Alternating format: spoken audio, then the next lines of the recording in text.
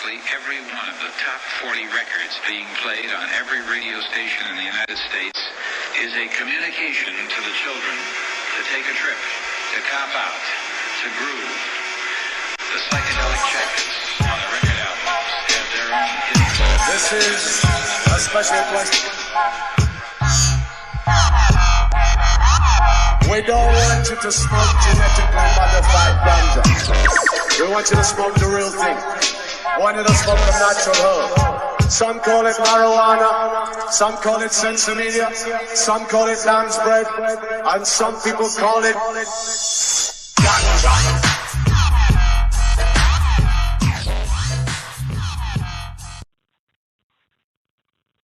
Welcome to another edition of the Adam Dunn Show. I'm your host, Adam Dunn. And I am your co-host, Dave. I don't know, Mark's in rare fucking form. We are in glitch world still, guys.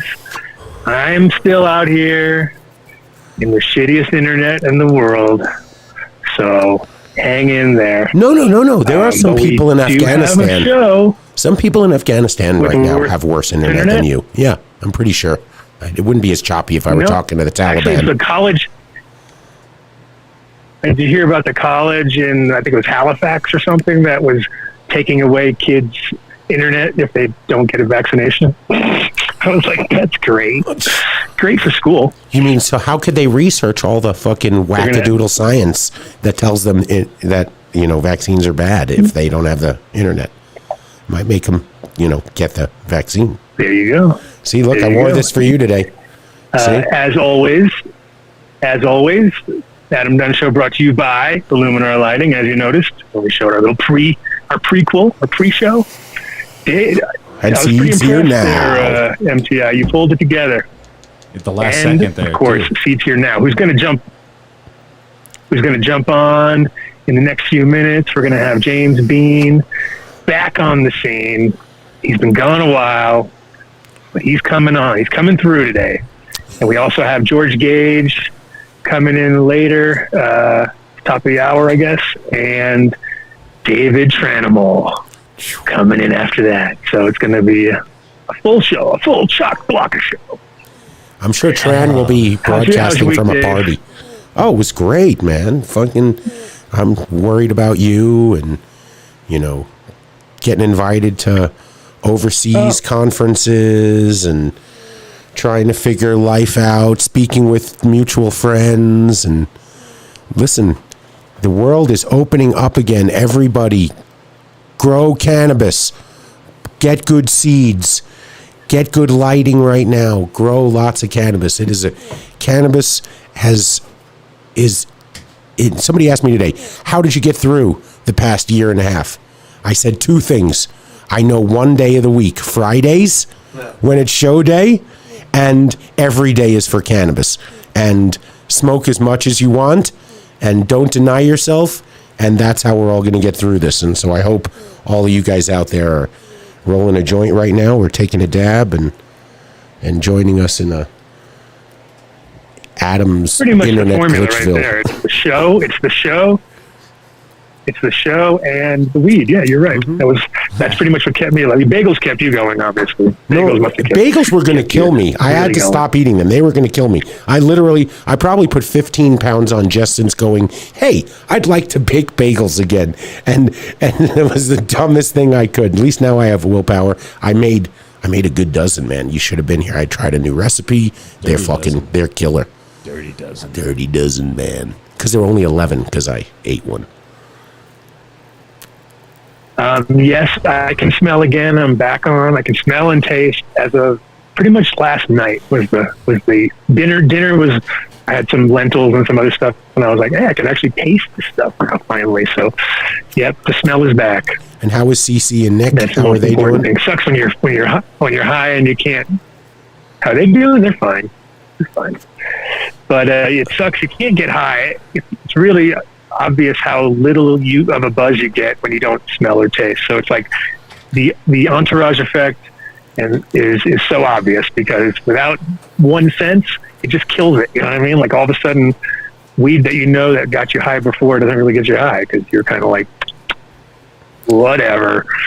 I don't think that's necessarily COVID. I think it's every time I've been sick in the past, it's the same thing. It's like you want to get high, but it kind of doesn't. No. You're not absorbing the THC the same way. It's when you would normally just be, up. Now you're down. You're tired.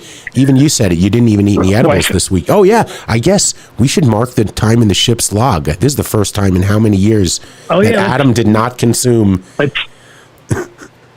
I know, right? So you should, actually, you guys are back on again this week. What did you do, 50 milligrams this time, 100 milligrams? What are we doing? Last week was hilarious. Whoa. It's an unknown amount because fucking Vinny the chef, he gives us a range. Today's piece of chocolate, it was good. Could be anywhere from 30 to 350 milligrams. So we should be okay. So just pay attention in case Mark or I lose consciousness during the show. It's just a small range. It's a slight range. It's not like Incredibles, which is it's either 49 or 50 milligrams. This is 30 to 330. Yeah, these actually kind of taste like chocolate this time. Yours tasted like chocolate. Mine tasted like the inside of like the bottom of a banger after Adam did a big dab, and there's a bunch of reclaim down there. But I did get from our guest last week, Chris Martin, sent me these. Thank you, Chris, from Hempful Farms. He sent Paw Putty dog treats, CBD flavor, calming herbs packed with rich, nutty hemp CBD flavor, sugar-free, and even cat treats. These say, 5 milligrams of hemp oil, hemp flour, beefsteak, brewer's yeast, cat snacks. Oh. And he sent me something I almost broke. He sent me a tincture, 400 milligrams. Nice. And J-Dub stopped by and dropped off some tinctures yesterday. Oh yeah, that's my favorite product ever. Still, there's nothing has taken. Shout out to Mojo out there listening to the show. I got my buddy Mo listening to the show. Yes, Mo, I survived. What do you mean? You tested negative? You're out of the woods? We're in the clear. Your smell came back. You're eating. Oh yeah, we're all good. So everything's back. What is it? It's all good. What is the protocol right now? You can wait 10 days after your last symptom goes away, and then they say you're good to be out in public again, or what is it? Do you take a test? I haven't even looked into it because I figured I would never be around anybody. I just go. I think they said when you feel good, go to the nearest store and touch everything possible, and lick things, and just kind of randomly lick stuff, and you should be all right. I think James Bean's younger brother is on right now. It looks like a really skinny James Bean. Hey. Like he lost 10, 15 pounds, He must have got it too. You didn't get the COVID, did you, Bean? It's been a while. James Bean, back on the scene. I don't think he can hear us yet. He's staring at the camera like he has no clue. Oh, wait. Don't make any jokes. Don't, Mark, give me the high sign if I attempt to make a joke, because we know how that always goes. I'm just going to shut up. Adam, it's your show, man. Say hi to James. Can you hear us now, James? I think. No. Yeah? No? I can. Maybe. There he is. James and... I'm there on, he is. I'm not you. You're on something else, not us? James is good. He's competing on bad internet. We're going to go on a bad internet. Head to head. Actually, I thought he had one show. He had us on one ear, and he had the Dude Grow show on the other. Oh, shit. Don't say that, Dave. I mean, hi, James. Where'd he go? Oh, he dumped already? Because I made a joke? Damn. Come on. He's out. No. Where is he? Yep, he's gone. Oh, fuck. That's 3 times now. No. Why didn't you tell me to shut up, Mark, when I started talking? No. Where is he? All right, let me go. I pissed him off again. You don't know how to... He is the nicest. He is the nicest guy in the world. Though, what's so funny though is I was looking at him and I go, "Damn, I think he needs to start a boy band with our boy Matt." Oh, with Matt's younger brother. Him and Brainstrap. They could start Exactly. They look like they're kind of like both kind of could be in the same boy band. Right? You're so right. I'll shave my beard and I'll join the band. It's talent, I'm telling you. I like it. The bearded seeds. James, where are you? Come on back. I couldn't have pissed you off that fast, James. It's not possible. It took at least 20 more seconds last time. Yeah, dude. Come He's not in on. the mood for that shit. I told you, Mark. You should have just shut me up, man. I wasn't even supposed to be talking when he was on there. I mean, if I had it my way, I'd just shut We off your tried. mic. We got to mute your mic. Oh.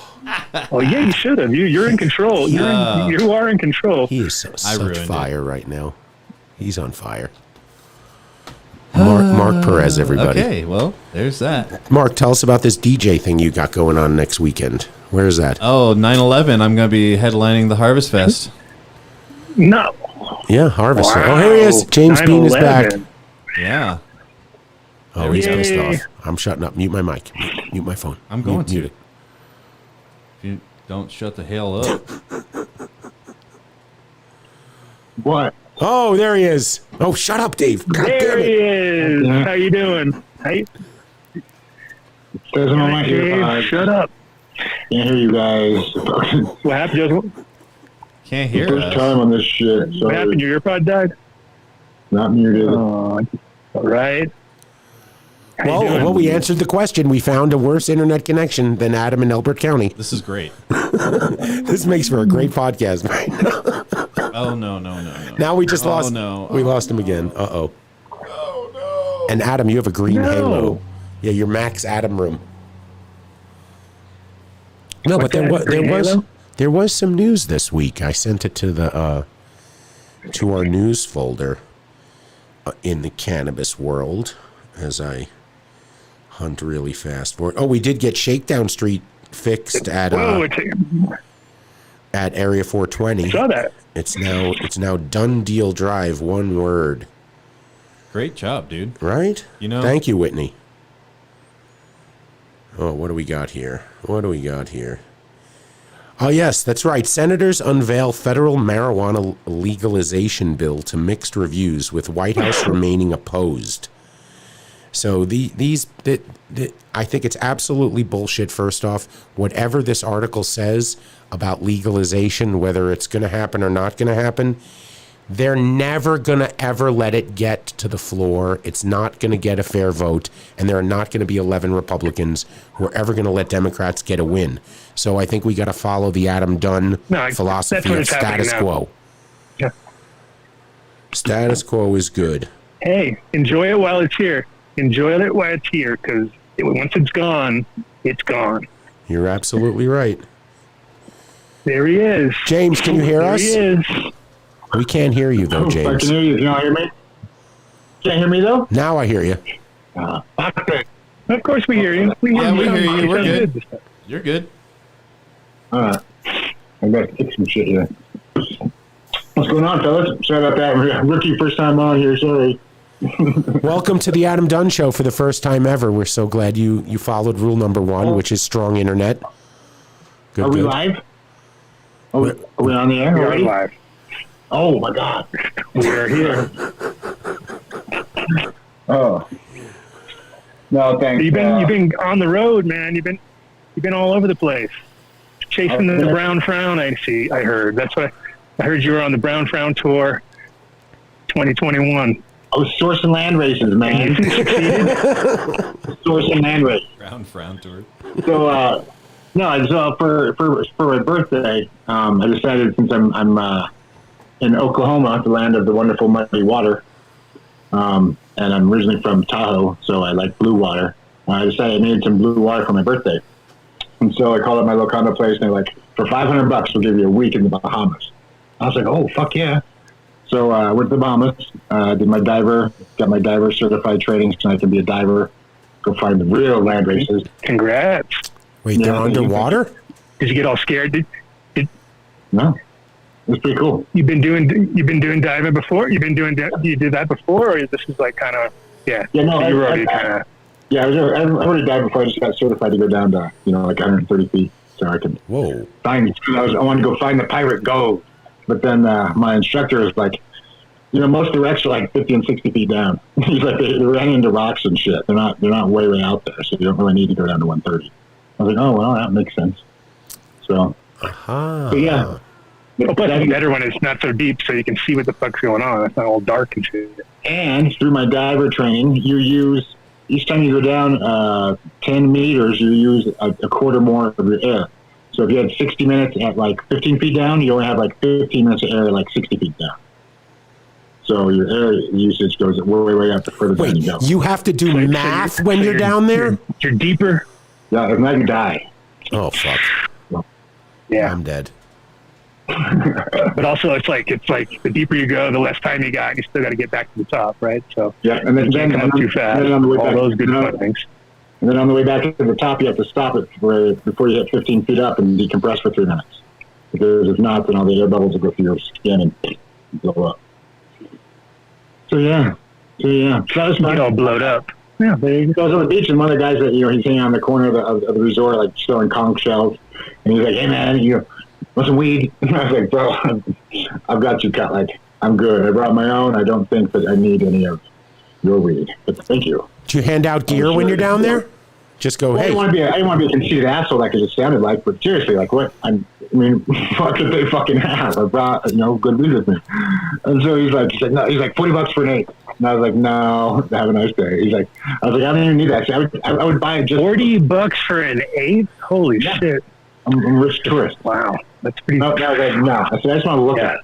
He's like, I was like, I'll give you $10. And he's like, $20 for half an eighth. I said, no. I said, I'll give you $10. I just want to look at it. Half an eighth. Yeah. So he's like, sit here. So I sit there, and he gets up and he goes. I sit there for a minute, and I'm like, I'm burnt. This is fucking, been here for at least only $10. He fucking got me. And then, so I go back to the beach, and I hear, he comes in, hey, he comes in, like, he buries it, and he points it in the ground. So I go and unbury it, and there's pictures on my Instagram feed, but I open it up, and it's like 2 little fucking foil balls. And I'm like, did he? When you see foil, you know it's quality. Well, I thought it was crack. I was like, you tell me crack in this motherfucker? So I get back to the room and I open it up, and it's the brown frown. It is the. And you're like, damn, it's brown frown. I thought it was crack. Well, I thought you had crack for a moment. No, I was hoping for the copper kush. Like, yes. There was a brown score. And it came with a free 3-pack built in, which I always love. So I pulled those 3, set them aside, and I'm going to hunt them later on. A 3-pack.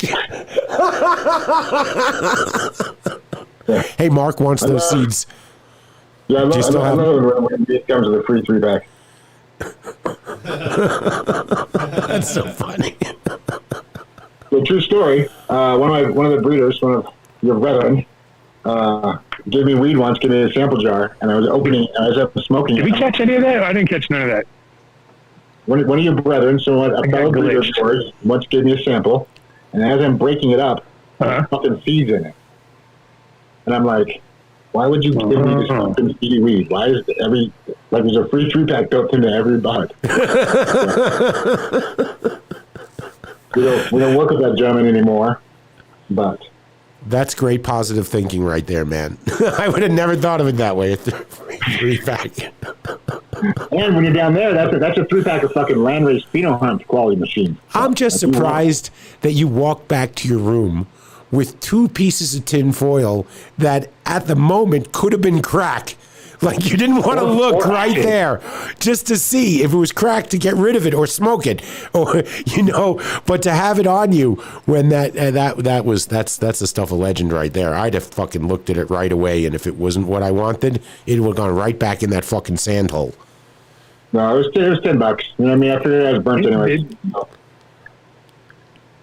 They still sell weed in foils in Australia too. That's their normal way of selling it. It's funny because it's in foil. They put, like, when they open it up, you have to, you're opening it, and then you open it, and then sometimes you have to open it again and again and again. Humongous piece of foil with a sprinkle in the middle, so you have no idea what you're getting because it's hilarious. Sometimes they hand it to you and you think, oh, that's a lot. It's like a lot of foil. They hand you the big foil and it looks like you got an ounce in there. And by the time you unroll it, there's this much foil and you got your 3 grams. Yeah. It's a joint. If it helps, mine was definitely recycled foil. Like so anyway, so I handed over a few times. Got the 3-pack and I put some DMT on it and went back to the beach. And that's how I used it. Oh, great. Nice. Yeah, that's all I really needed for anyways. Just boosted it slightly. Just a little DMT dribble on there. Yeah, just something to hold the DMT. Not that something to hold the DMT. Weed has become a DMT delivery device for you, James Bean. Well, I know everybody's doing Bitcoins. See, and I'm selling the DMT and I'm holding the THC. That's what I'm doing. I'm to the moon with the THC. Is there going to be a crypto seed coin anytime soon? We have one. It's not real, but we have one. Well, is Bitcoin real? Yeah. Is as real as Bitcoin? Real. What's the point of that? It better be, goddammit. I'm going to be really pissed off at somebody. But so Greg 77 told me that they don't do it in foils anymore. That was 30 years ago. That's how old I am. It's like, that's 30 years ago they did that. Well, Greg was only born in 77. What does he know, man? And they're still doing it now. I just had it happen in Bahamas. Is when everybody takes now it's in the islands. It's moved to the island. It was awesome to go there. I didn't realize that Dorian, they kind of got the Grand Bahamas Rosette kind of got majorly fucked off. They when I signed the papers to go in, they're like, don't drink the water, and I thought it was like Mexico, don't drink the water, right? But when Dorian hit them September of 2019, Category 5 hurricane, sat on the island for a couple days, made like a 25-foot storm surge on the island. The island was covered in 8 feet of water for a week.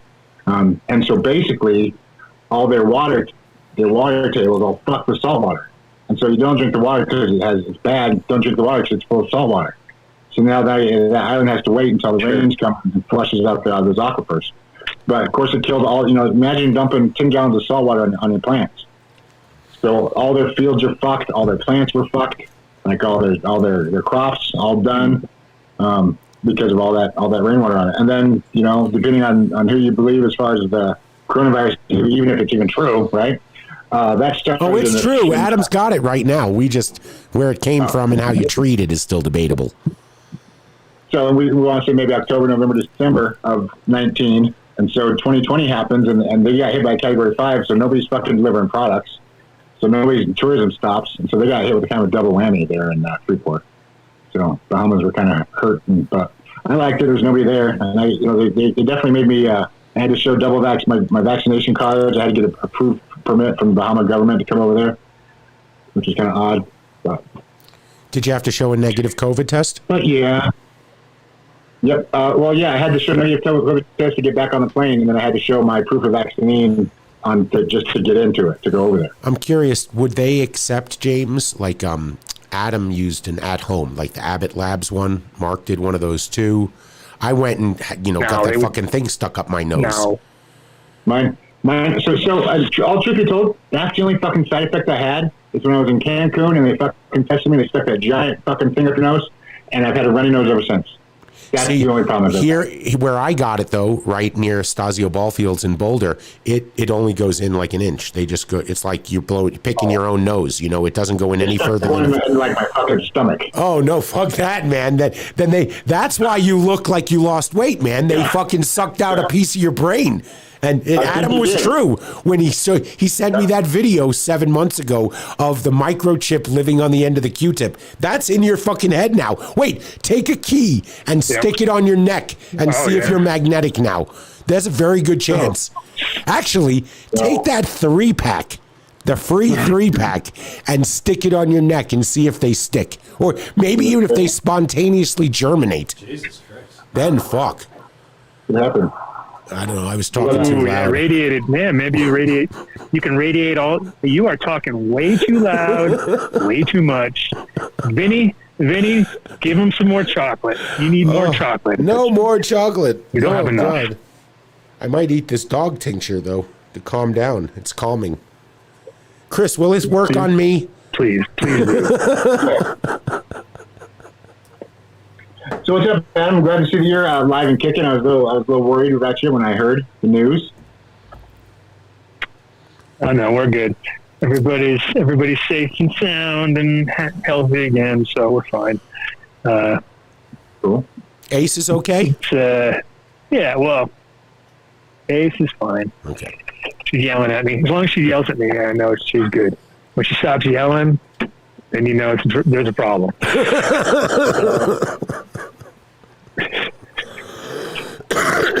She became really nice all of a sudden. I'm like, oh, she's worried about you. So just because I'm here to talk trash and do drama, that's what I do best. So tell me about this fucking NFT. Tell it. The Dave NFT? The NFT from Gage Green? Yeah, it's Gage Green. No, you don't. Dave knows nothing. Dave knows nothing, so he's in the dark. Yes, they did. They apparently made it and got caught buying it from themselves. This is all allegedly. Just for some little... Oh, yeah, allegedly. Sorry. Allegedly.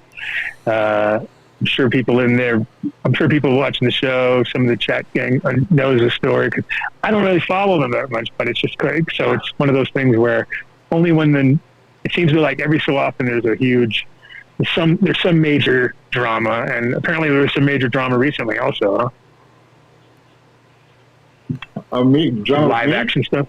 Well, for those of us who have no idea what you're talking about, along with Mark, whose jaw is dropped and has no idea what anyone is talking about, maybe you could tell me and Mark and the rest of maybe some of our viewers who have no idea what you just said for the last minute. All right. Well, so the Gage Green Group, they're breeders. Used to be, shout out Jojo Rizzo. I believe was the king of all of them, was their leader, if you will. Jojo passes away with questionable circumstances. The lineage goes to Keyplay and Jason Fong, Gage Green Group, who are, like them or not, I don't know. I'll just leave that to your make your own decision. But they are flat Earth people who believe in flat Earth. They also, I was watching Instagram, and I get a thing from my guy, and she's like, turn on Riot's live feed. And Riot's got going. Of course, Riot and them have drama, so Riot's just fucking got popcorn going, and Keyplay's just sitting there talking in third person about, we will never do this, and we will never do that. I guess him and Fong had gone at it and on live feed, and they had posted it up for them two fighting, and it's Jason's girlfriend and shit, but just all kinds of major fucking crazy kid drama bullshit. So... I for one am glad I don't. I'm not saying anything about bad about their gear, but I'm glad I don't represent them, because that was some weird, ugly shit. I don't know. It's gonna be hard to come back from that shit. So. Yeah, and then it was all on camera, and it was kind of crazy, and it was one of those. Anytime you start talking about yourself, kind of lose all credibility, you know. And he's like, Keyplay will never do this, and Keyplay will never do that. And I was like, man, you're Keyplay, like. Ouch. It's usually a bad sign. When people start talking in a third party about themselves, you may start stepping slowly away from the Wasn't there a whole Seinfeld episode on that? Like, okay, George is getting angry! I'm sure there is. No, I've always wondered about breeding pairs too. You know, there's only one breeding pair that I've ever represented that have even been successful. It's Swamp Boys. But every other breeding pair have always split up. I mean, it doesn't take two people to tell you a fucking one plant that's good. So it's very partnerships in all ways, shapes, and forms are the hardest things to master, of course. And far and few between. You either got to be like myself and Doug, who Doug doesn't have anything to do with the actual growing side of it all. He's my partner, and that's how those things worked out. Those things were great, but the minute you have two. It's like when you're two people in the same zone, you have to really be able to work together. Like DJs, same thing, right? I mean, like when you see those guys who are teams and they stay together forever, and at a certain point when they're playing, it's really they almost have to be together. You know what I mean? And then you have other people that are like solo guys that you put them back to back with somebody, and it's always a little rough, and it doesn't really, you know what I mean? So they don't understand each other that well. So you do find those partnerships, but orange UV cream. Aha! Looks like we've got a professional Zoomer coming in. No, like a media professional, like a CEO of a major media empire. Is the volume correct? Hello? Can you hear me? Yeah, weird. Oh my gosh. I'm out here then. Well, I heard you guys talking about George Costanza, talking about him in the third person, so I figured that was my cue to come on, right? Are these pretzels making you thirsty? Nice. What's that, brother? Are these pretzels making you thirsty? Sure. It's a Seinfeld reference that nobody's going to get, and I look like a douche. Oh, we got it. Thanks. It's all right. James Bean, we love you, man. You're simply the nicest guy out there, and lest anyone think any differently of you, if you want quality gear out there, you want the best breeders, you want the latest breeders, you want the stuff that they're not selling in private, but that's all getting given to Seeds Here Now, then call up James Bean and tell him you watch the show, you want the DunnDeal, or go to seedsherenow.com, and wherever that promo code is on that website that has 70 plus breeders and gosh, over 1,000 different packs right now. 4,000 different strains. Yeah, and it's so it's like browsing his website is like trying to find something to watch on Netflix. You'll spend a shit ton of time there, and you know what? Every time you think you've got your cart filled, there's something else looks good. And sounds like me and Pornhub. You know, it's like, I wasn't going to go there, James Bean, because Mark is our producer, and when he hears stuff like that, he gets a little excited and leaves the room, and I need him sitting here, okay? So I'm out of here, guys. I'll be back. You're taking off the...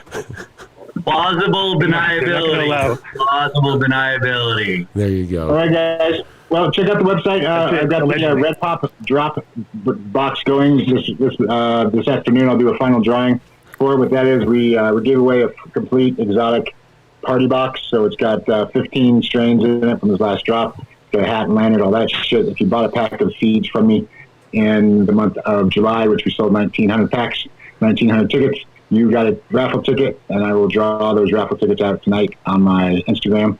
We've been doing it all week, so tonight we're going to do it again. Of course, if you go to the website, seedherenow.com/August, you can enter to win a free pack of Cookies and Cream F1s. Now, that's a pack from, say, 2011, 2012. That's what Mike got the famous Cookies and Cream 13, was from those packs. And so we're giving away one of those. All I got to do is sign up and give me your email list, or give me your email address. It's going in. Yeah, I'm ordering right now. Here I go. Hey, we're going to do it. And that's it. I've got all kinds of other specials and deals going on, new drops coming out all the time. Stop by the website. And yeah, thanks, guys. I'll let you guys get on with the professional now, since I done fucked up my time. I'm far from being a pro, but thanks, James. All right, see you, man. How you doing, Adam? Peace out. I'm alive, man. Everything else is luxury. True. Well, welcome to the show. Thank you. And later we're going to have the Tranimal on here, which will be fun to get the party really started. So I got him overlapping at 5:45. Nice. Well, that'll be awesome. So I guess, we're all familiar with MJBizCon and how crazy that got, but tell us, unpack us with this whole new project that you're doing. Well, wait, hold on. Lest anyone not know. George started running MJBizCon. There were literally 14 people. It was like me and 13 others showed up to the event. It was an afterthought that could have gone by the wayside easily. It didn't have to become what it became.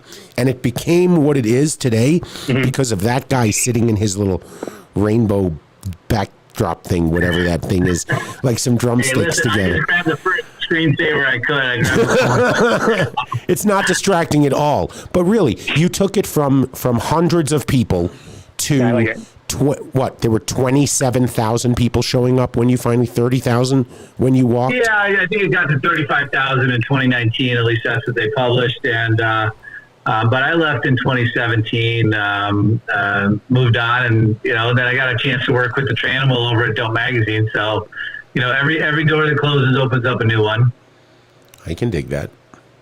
So tell it. It's now good. Yeah. MJ Unpacked. What is that? I don't know if I should, Dave. I feel like you could just be my spokesperson. Like, how long? I mean, you seem to. You're doing a great job. We have a terrible delay here, so I'd rather you just did it, so I don't step on you and look like a bigger douche than I already am.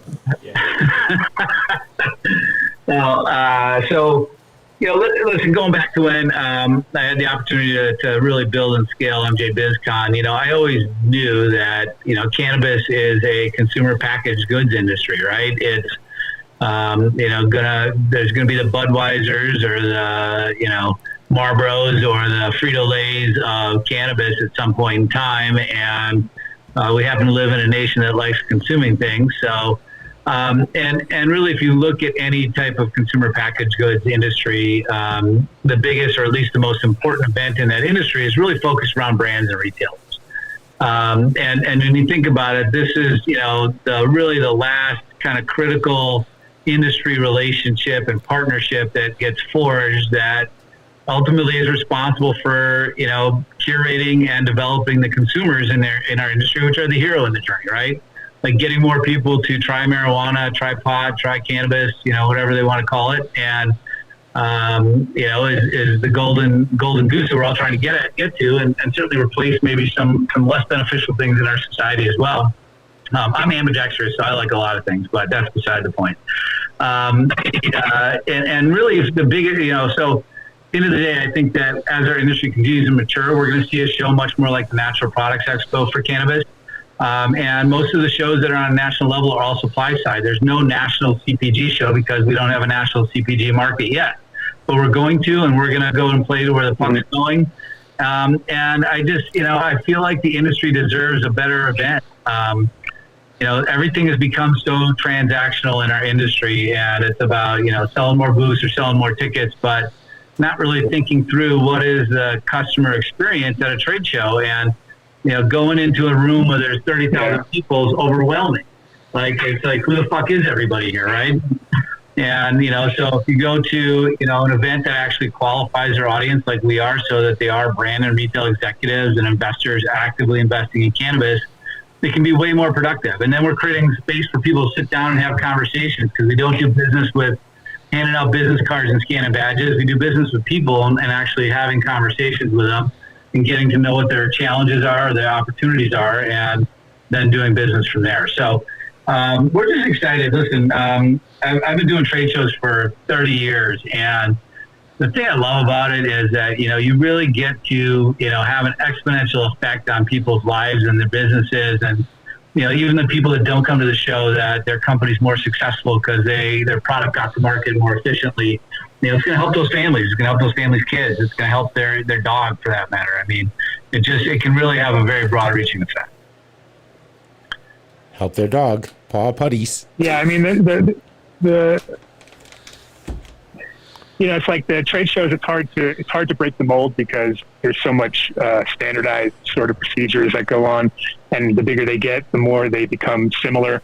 But there is, I guess, it's the landscape around the actual normal trade show that becomes interesting, because people are so after party orientated or event orientated, or there's more creative elements now.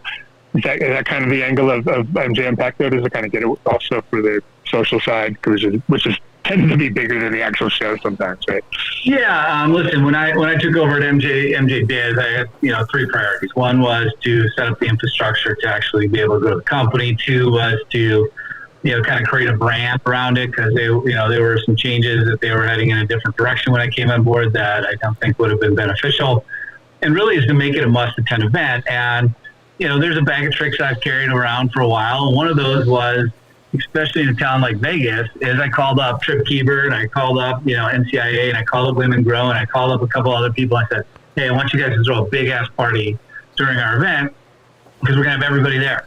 And, Dope Magazine jumped in at the time, too. And it's like, creating that content that's not just on the show floor anymore, right? It's about you're together in a community. I mean, like it's somewhat kind of a psychological equation, right? Like there's a kind of a professional Maslow's needs hierarchy that we get to feel like we belong to a community or a tribe by going to these professional events, and that we feel that we're talking a language that is unique to us in our industry, and that we're with other people that are like us in their, at least their professional careers, and that makes people feel good about themselves. It makes them feel like they're accomplishing something. And so creating that water cooler moment where the next morning, listen, there were some huge disasters at some of those parties back in the early days in Vegas.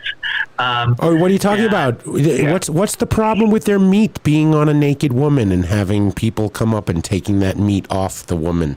The optics of that are just. Adam just laughed on that one. That's it. Even Adam walked out. Yeah, let's go get some cold cuts. That was. I remember when that broke, and it was like all over social media. And I remember that. I'm like calling Joe Hodis to say Joe, because he's the Dixie guy at the time. Well, listen, there's a really funny story. If you know Joe, you can talk to him about it. About what went down during that time, because his phone was blown up. And listen, I mean, there was a number of parties involved. There was parties that were representing other brands, and certain brands got tagged into this. At the end of the day, I think that they made some mistakes on knowing their audience, and they got backlash for it. At the end of the day, though, everybody at the show the next morning is like, "Did you hear about that shit?" Right? And moment that, and not to sound like I don't care about that, I do, and I certainly want people to behave in an appropriate way that isn't offensive, but at the same time, that water cooler moment in the morning is what made that show special and made people feel like they need to be there. Right. Well, getting that big ass coin from Trip too was fun to have, and having David Tran walk up to you. Trip's been a great friend, man. He's an investor in our company, actually. Trip's a great guy, and when David would walk up to you on the show floor and bestow upon you the golden ticket, and I got a golden ticket, yeah, Willy Wonka, where are you? It was definitely fun to happen. Let's hope it can continue on in what do we call the. Actually, it was in 2019 after we got the deal done with High Times to acquire the assets of Dope. And Adam over at High Times they were having a big party, I think, over at the Brooklyn Bowl. He's like, "George, you got to come here. And so I met him over at the convention center lobby, and he decided that he was going to hire a squadron of little people to run through the show at MJBizCon, handing out tickets to their party and create this huge chaotic scene and everything else. And it was just, again, that's just not good behavior. No, that's bad optics. That's bad optics. No, please no. They could have just had me walk through handing out. I actually like the optics myself. I'm all for it. Throw some little people in there. So at least get mini kiss, right? They got to work too. Yeah. So what's I actually used to run around Vegas back in the day with Vern Troyer before he was mini me. Nice. That guy partied fucking hard. Rest in peace. Yeah. That's like Adam and Mark. That's the way they used to sort of behave with each other. It was Adam, and then mini Adam was Mark. He'd sit there and. Yeah. So what's the deal with with MJ Unpacked in regards to, if you said only brands can attend and only dispensaries and qualified investors? What about, so just an everyday Joe off the street, you point them down the road to MJBizCon? Tell them to pay $1,250. They want to pay $400 to get in. Yeah, I'm sure. Listen, I don't want, I have no disrespect for MJBizCon. It's been a really important show for our industry. It's certainly a great event to go to, but it just doesn't meet the return on objectives for a certain subsegment of the industry that we're going to provide a solution for. But I would never say do this show and not this show. I mean, different shows have different values to different people and their different times and needs of their business. And if somebody's starting out a business to be able to find the proper tools and equipment and, you know, software and everything else that they need. You know, MJBizCon and today does a great show. There's a lot of shows out there that have a lot of those ancillary products and services companies. But this industry does not need more of the fucking same, right? This is, you know, we want to create something that's different. And yes, so to come to our show, you need to be a cannabis CPG brand, and that includes cultivators too, because I don't know any cultivators that don't put their buds in jars and slap a label on it and say what farm it came from. That's a CPG brand. Right. And for retail executives, dispensaries, provision centers, whatever you want to call them, or wherever they're called in that particular state, and have a title of manager or higher. We want to have decision makers. We don't want to have salespeople there that are trying to you know, fight over customers. And like our show for brands, the brands that are exhibiting, you know, Dave and Adam, is like, it's not the idea of them coming from Washington or Colorado or Michigan or Massachusetts and all these different states where these brands are coming from to sell to the retailers in their market. They already better be doing that if they actually have a business, right? What we're doing is we're listening to the actual need set of the market and saying, like, hey, you guys need access to capital. You need to meet with brands and partners in other states so you can start expanding your footprint, because we are going to have interstate commerce. We are going to have federal legalization at some point. And if you don't start growing your footprint and get your brand beyond just your little kind of fiefdom or local or regional or state market, you're gonna be a little bit behind the eight ball. So, and it's an opportunity to talk to the retailers in the entire United States. So you don't have to like kind of get this tunnel vision of what works in your market's going to work in every market. That's fantastic. Guys, I apologize. I'm going to be moving here for a second because I can't smoke in the house. So go right ahead. Gotcha. And I'm assuming, are you seeing this too, Adam, on your end? It looks like he's wearing a green shirt, incredible shirt, and it's the smoke coming through it. And every time he comes up, you can see. It's amazing. It's funny. This was on me by my very good friend, Mr. Bob Chino. We love Bob. Hi, Bob. It's beautiful. And we love it too.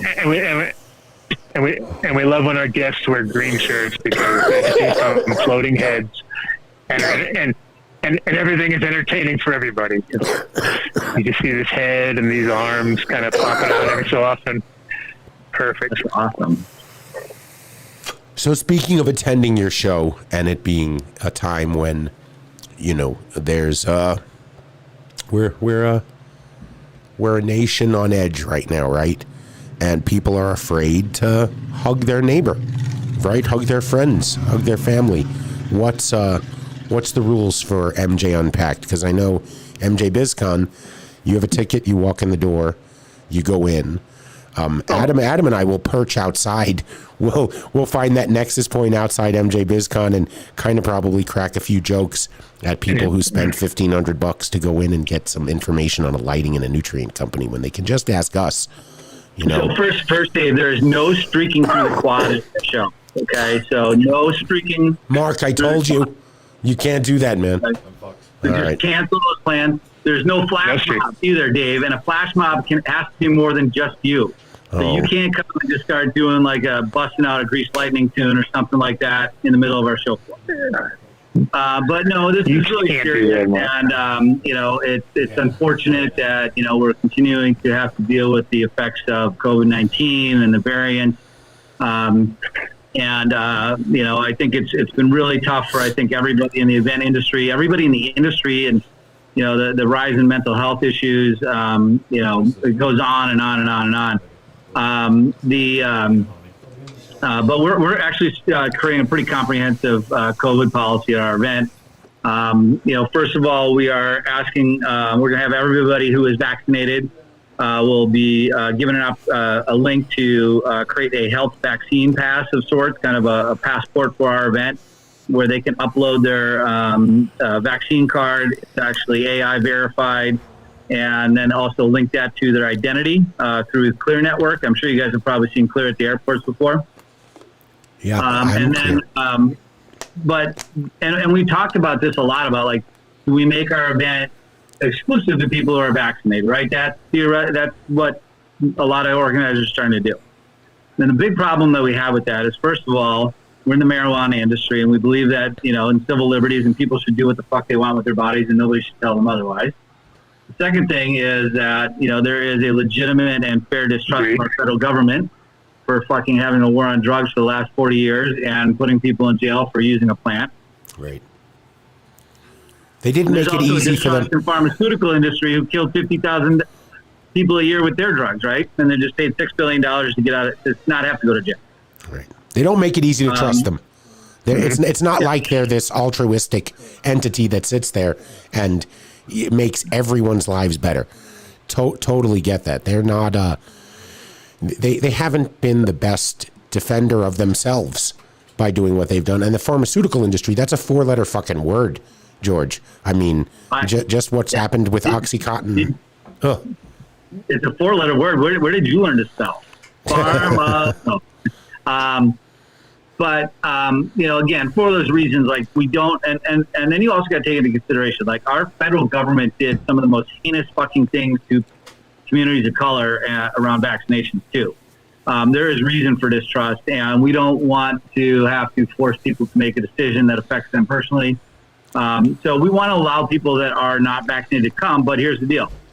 You're going to have to get a negative COVID test within 24 or 48 hours of coming to the show, and you're going to have your temperature checked every day. And that COVID, rapid, we'll have people on site that can provide those COVID tests, rapid tests at the show. But we're going to create a perimeter around our event, so you can't even get up onto the event floor unless you're registered. You either have your badge, you're registered, and that you have your COVID vaccination passport or your COVID test results, negative test results with a temperature check. So that, I think, is going to be the way that we can create the safest environment for everybody. I think we are going to see this kind of spike out, but, I can't predict the future. So I'm hoping that things will lax back and we can maybe allow people who are vaccinated not to have to wear their masks indoors 24 hours. Fair enough. So it is what it is, Dave. I mean, people, I don't think we can put the horses back in the barn, as people like to say, and I really don't feel that the federal government is going to even remotely consider shutting down the economy again. Sadly, that means that we're placing economic welfare ahead of human health, but the pain and damage from that and the stumbling on restarting our economy has been a nightmare. So yeah, if it's the one thing I've learned throughout this 18 months is I can control one person, and at times it's me, right? I really, that's all I can do. We just have to learn to let people live their lives the way they want to live them. And if they make a choice that impacts your life, then guess what you get to do? You get to make a choice too, right? And you can choose not to be there, or you can choose to be there. And everyone needs to smoke a lot more cannabis. And if I can do anything today that I feel really good about, good point. I want to get something across with you. I want to help you change something that makes there you go. Adam and I cringe when you use the M word. Okay? I know we use it, MJ Unpacked, MJBizCon, but marijuana is really a derogatory term that was used to marginalize black and brown people. Yeah, back in the days of William Hearst, the yellow, So we say cannabis or whatever. Let's use cannabis. I absolutely will respect that on your show, but I also want to make a point that people can overcome just about anything if they have a witness, and I think that we have witnessed that, and it happened a very long time ago in our society.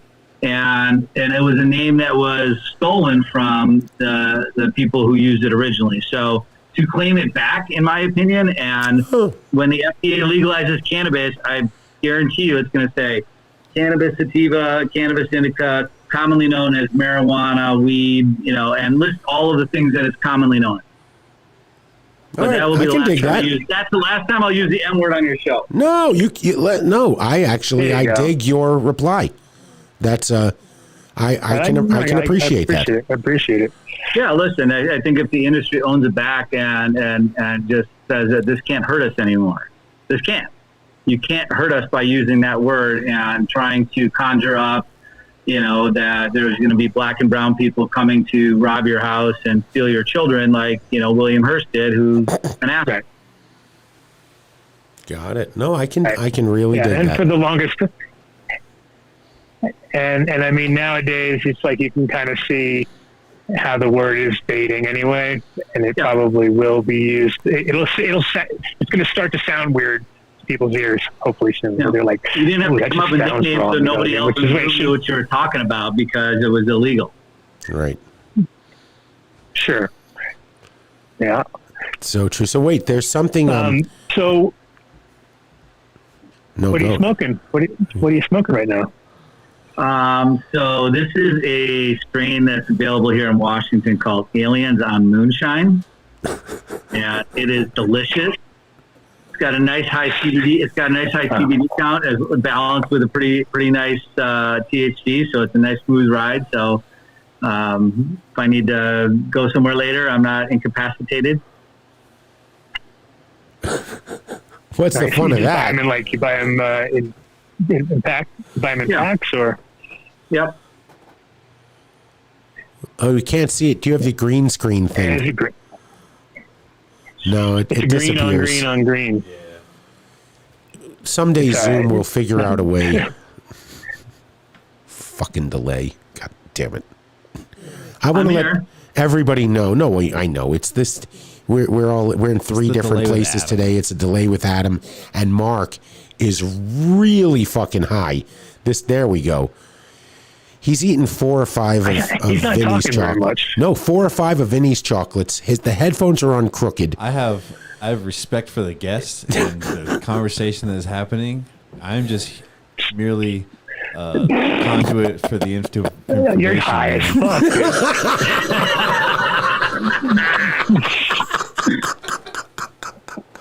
Man. You're high, he was. Yeah, man. No, he's really high. M-A-N, not M-Y-A-N, Marcus. Hold on, I'll take a picture and find a way to post it, and everyone can see. There we go. Hold on. Bing. Oh, perfect shot, Mark. Thank you. Good to know. So I hear that through the grapevine, because sometimes I hear a story or two, George, that people who are attending MJ Unpacked might be able to go to some concert venue, the House of Blues. I think it's like behind the link on a fake street. Yeah, Dave, we're on a mission from God. So I grew up, and I must have watched the Blues Brothers 300 times by the time I was 15 years old. I fucking love that movie.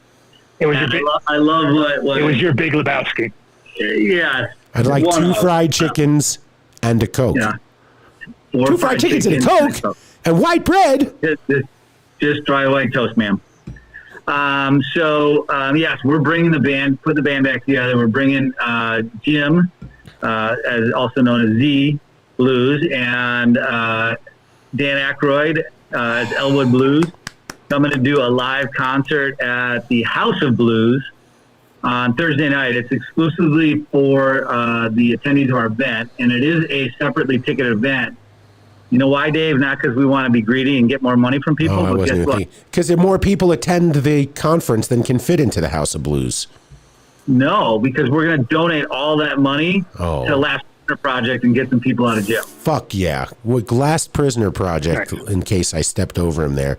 An amazing organization. You got to take a look at them on Instagram, on Twitter. Go to thelastprisonerproject.org. We're probably guilty of it here by not mentioning them as much as we should, but everything we do is really on the backs of someone who is still serving time right now for a crime that should have never been a crime. They should never have persecuted the plant like they did. And if you can, if you're in the financial position to do so, please make a donation. They're a nonprofit 501c3. It's totally tax deductible. And a great organization to have. Yeah, And listen, it's a step forward, right? Like, we do have to get everybody out of jail. It does have to be done on the last prisoner project, or we haven't actually ended prohibition. Right. But if you ever want to get them on the show, we talk to them all the time. They are amazing heroes. They wear capes and masks, and they fly around, and they just do some really bad work. Yeah, we had a thing scheduled for 420, but it was one of those crazy days where it's just like impossible to make it happen. But yeah, for sure, Stevie D is a good friend of mine from a long time ago, so he's always been doing things right, and it's nice to see him put his energy into the right project. Yeah, absolutely. And listening, he's been the kind of spawn of so many really critical organizations in our industry. Helping found NCIA, helping found the ARCView Group, Now Last Prisoner Project. Actually, Steve's going to be coming to our show. Steve, like in the early years, Steve spoke at every conference. Like if you didn't have Steve, like you couldn't actually have the conference.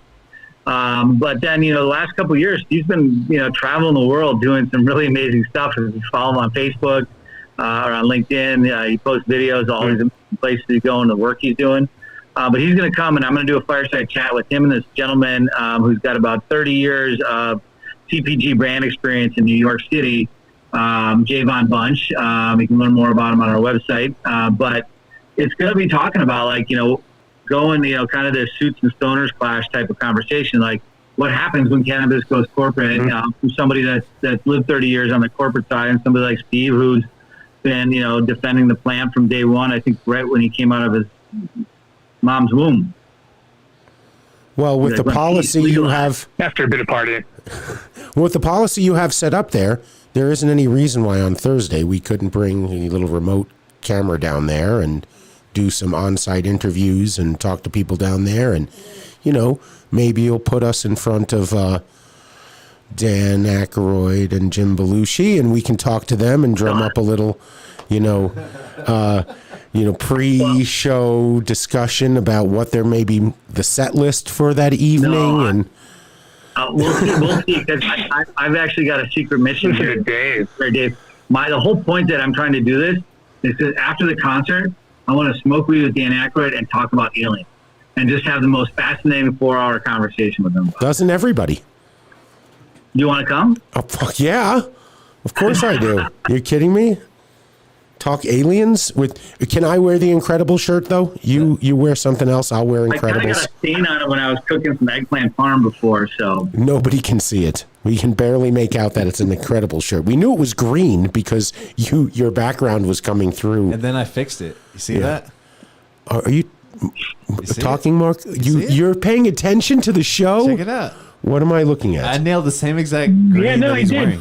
Oh, he made your shirt green. He did that. I realize. It looks like animated sort of, but that's cool. Exactly. Now you get it. Yeah. I'm stupid. That's okay. I'll get it. Good. Yeah. I'm a little slow. I was wondering how it got fixed in the first place. Good job, Mark. Like that. He can't talk, but he can make the shirt appear green. Yeah. Amazing. Are you going to roll that in the credits? We might, but yeah. So that would be really cool because in charge of keeping the shirt green. That he's not like he hasn't had that credit before. Amongst other things. Yeah, put it right above Key Grip and maybe like below Best Boy. Oh, those would all be me too. So if you're not too busy after MJ Unpacked ends on Friday, you should stop by Jason Harris's studio, DreamWorks, and we are going to be hopefully interviewing Steve Parrish from the Grateful Dead, and from where are we doing the interview from again, Adam?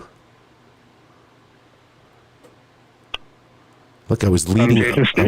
I was giving him a segue, but where? Dream Factory, I believe it's called. Dream Factory. But what actual? Dream Factory. Where will we be actually sitting, doing the show?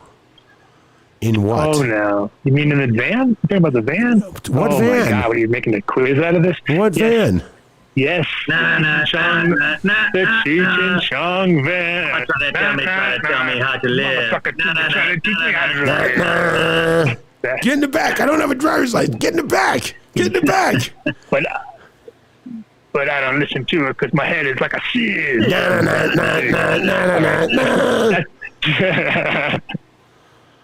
Yes. Yeah. That's where we'll be broadcasting from. From the real Cheech and Chong, from the Up in Smoke van. Why don't you get Cheech and Tommy there? We're trying. If anyone is listening, we're working on it. Yeah, well, John Paul, we'll have to schmooze, and I'll make bagels and peanut butter and cookies and things like that. But maybe bagels must be made. Yeah, that'll make it. That'll get it. That'll get us in there. You have no idea how many doors a dozen bagels has opened up for us in the past year or so. At least two. How do you think? I wasn't going to tell him, George. That's how we got George on the show today. I got to send him a dozen bagels. Really? Yeah. Damn. Not true. Where do those bagels come from? They have to come from New York if you're going to send me bagels. Actually, I make them myself using El Dorado Springs water in Colorado with a tried and true recipe that I've perfected. I'm not going to say they're as good as New York City bagels, but for, being 2,200 miles away from New York, they're pretty fucking good.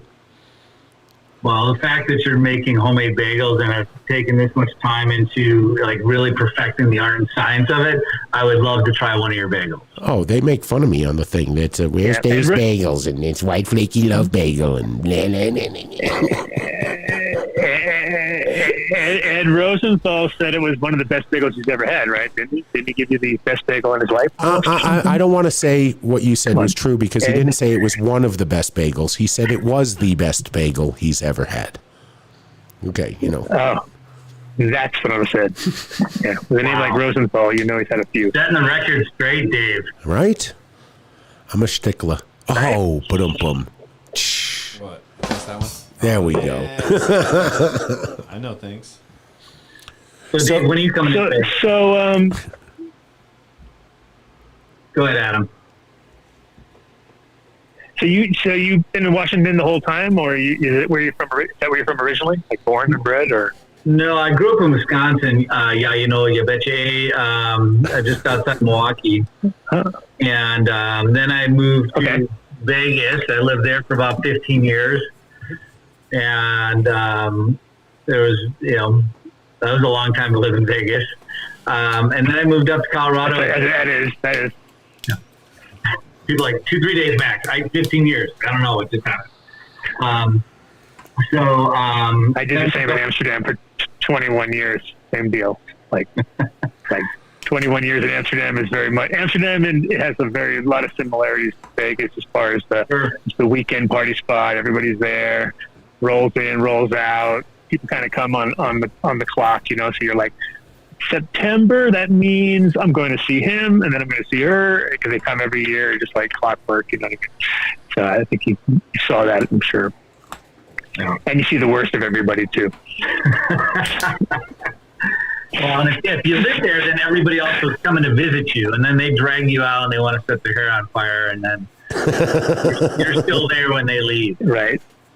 You have to clean up for them after they leave. True that. So then when you came to Colorado, is that kind of when the cannabis career started, the wheels started turning as far as cannabis goes? No, it was really back in 2014. I had run a trade show prior to this called World Tea Expo, the largest trade show in the world for the tea industry. And we had a tea championship and a publication. We had a Parker wine rating system for tea.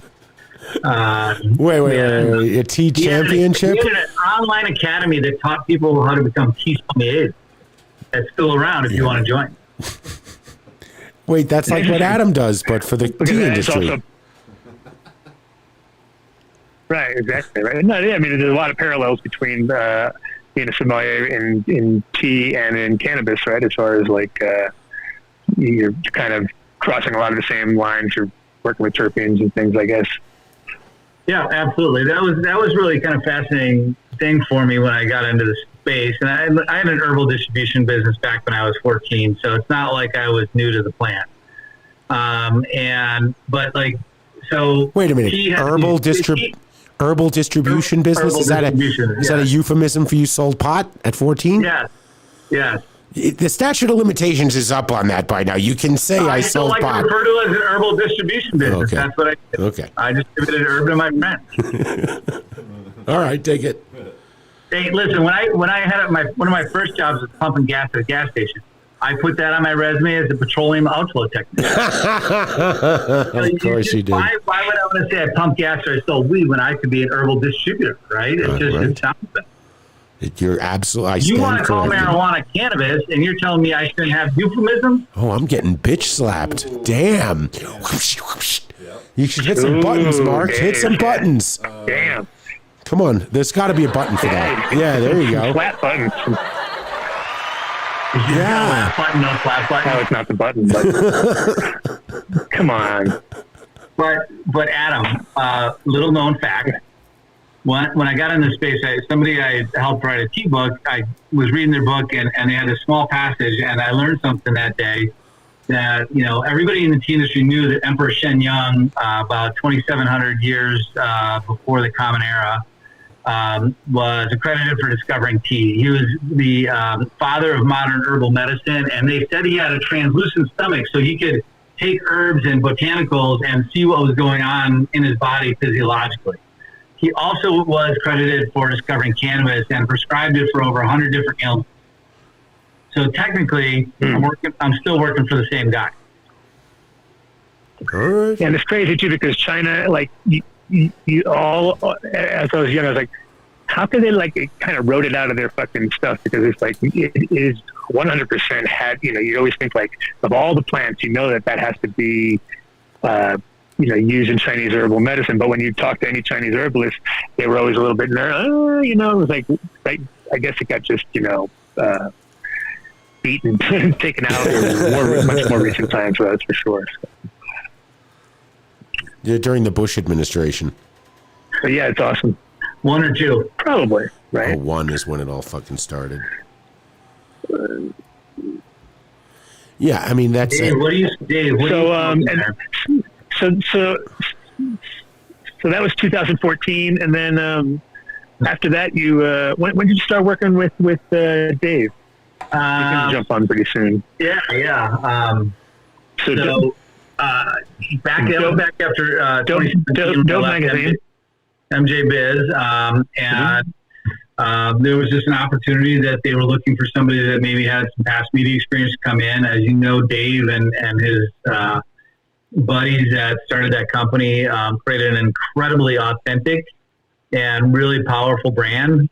There's nobody that we should ever in this industry that doesn't recognize that if somebody's going to throw a badass party, it's going to be Dave and company. So they created a really iconic brand. The thing is consumer media assets in this industry have been tough. I have not seen anybody be really successful, be able to create a successful financial business. I don't think Mary Jane, High Times, a lot of these companies have ever made it. Civilized went out of business. No, I'm not laughing at you. I'm laughing at the fucking Mark is about to fall out of the chair. He's so fucking high. He's giggling. He's like a little schoolgirl at the water cooler who just heard it, like little Bobby likes her, and he's. When's Dave coming on? In like 5-10 minutes, I can tell. He should be on in the next 5. Yeah. All right, good. Yeah. I'll send him a note. So you started working with. So you got a job with. So you moved over to Dope, and what was your job there? I was the CEO. So, Dave stepped. And go ahead, Adam. Go ahead. I'm sorry. Fucking delay. No, you go ahead. We got the delay flag going. Yep. So my job there, Dave kind of stepped aside as a CEO and remained on as the president of the company and obviously the founder of the company, one of the founders of the company. And my job was just really to try to kind of help the business get stable or successful or raise capital to really create the national brand that they wanted to. And I think that hopefully there's a future for Dope. I don't think High Times has been doing much on the publishing side with it. Since they acquired it, but I think people in this industry know it's an iconic brand, and I think was probably one of the most authentic brands out there in the early days of the industry. True, absolutely true. So do you think did they acquire it just to like do the catch and kill? I mean, or is it really that they just don't know how to get it going? Yeah, that's one of those things that, I think less said is better. I think there was a couple of different alternative future realities that path could have taken. I wish they would have done something with it. I think the brand worked. I can't speak for them. After the transaction got done, I decided it was my best interest to step down. Got it. Well, look, you moved on to bigger and better things, and you still got to keep the hat. Yeah, business number 4 for the cannabis industry. This is fun. I mean, this is the funnest industry in the entire universe, right? I mean, the people, the extreme obstacles and challenges, and yet opportunities and creativity and entrepreneurialism and shadiness at times. Yeah.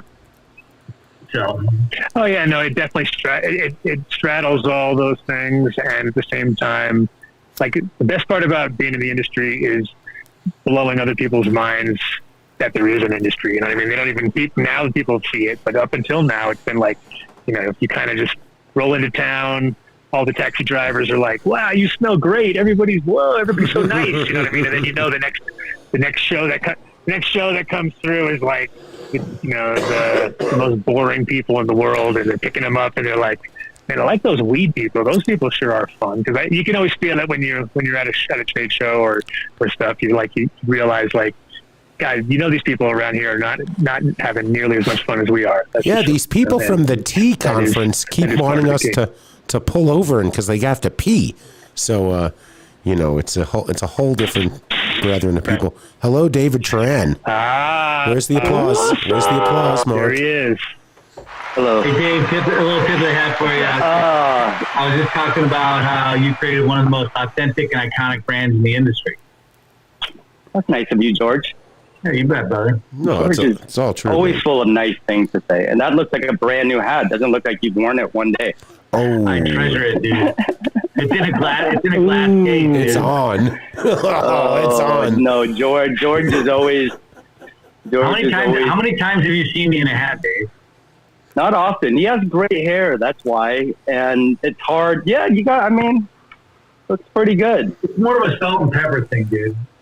I think it looks good. And Adam, you can tell you're not incredible. I can tell it. Oh my God, Adam! You look good. Pixelated. What? Pixelated, right? I'm fully pixelated, I'm sure. David, thanks, man. What's up, Maestro?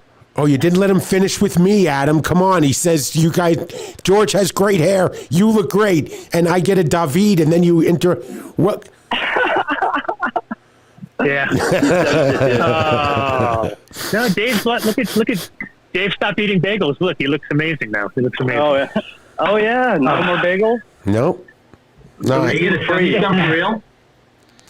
No bagels. Just, I look at food. Are you going to send me some, though? Of course I will. Of course. All right. Of course.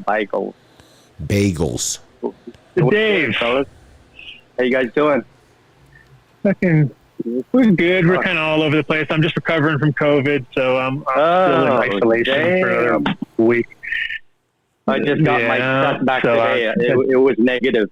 My wife is coughing. My kid is coughing.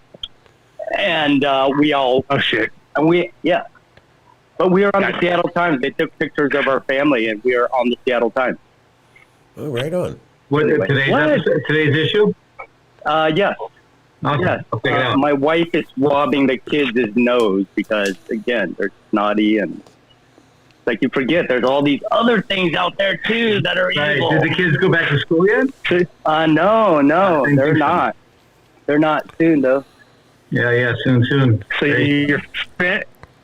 your family's on there as the snotty family to show off that we still got snots. That's kind of what the... I didn't read the article, and I probably Snot and boogers are real. It's not fake news.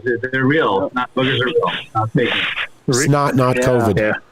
Not Real COVID booger. snot? That would I don't know. I'm trying to get Mark's attention, but he's on the phone texting or something. He doesn't have his headphones on.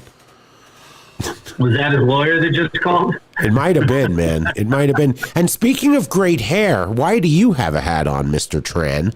I always that's how I find you at the trade shows, because it's I just took a shower before I came here because I was grocery shopping, doing some domestic stuff. So I was just like, Did you get sweaty at grocery shopping? That you need? I did. Well, were you like shopping? Like, where do you shop? Well, I do. I try to get through there pretty quickly. I go to Costco and I go to PC. That's why. So, I mean, that's why. Yeah, Costco's like full pad. 50 pounds of blueberries. You're not sidelining for Instacart or something like that, right? Like, well, I kind of work for Instacart, so I've been shopping all day. That's all I do. I walk around, shop. Yeah. We've been. So, do you? I almost used it for the first time the other day, and I said, fuck it. I'm just going to eat all the food I have, and fuck it. I'm not even going to try. I don't give a fuck. I live so far out, it's like, it doesn't make any sense. You still got to drive to it. It's not like I can get it delivered. So, how's CC and how the kids? What? How's everybody?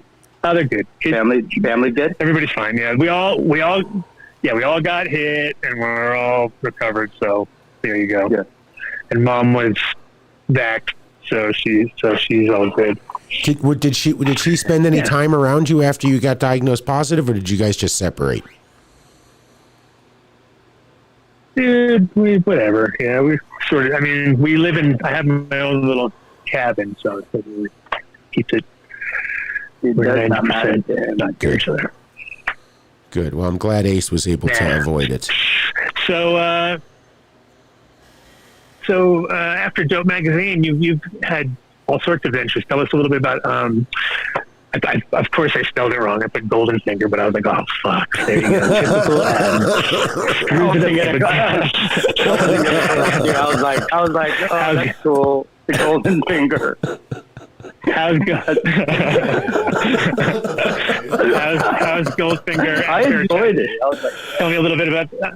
Is that kind of like Stink Finger? Okay. As long as you enjoyed it, that's all. I enjoyed it, man. I was like, excellent. I didn't even know. Did you smell your finger at the exact moment you read it, or what? Yes. Did you smell your own finger? I was just like, yes. So little.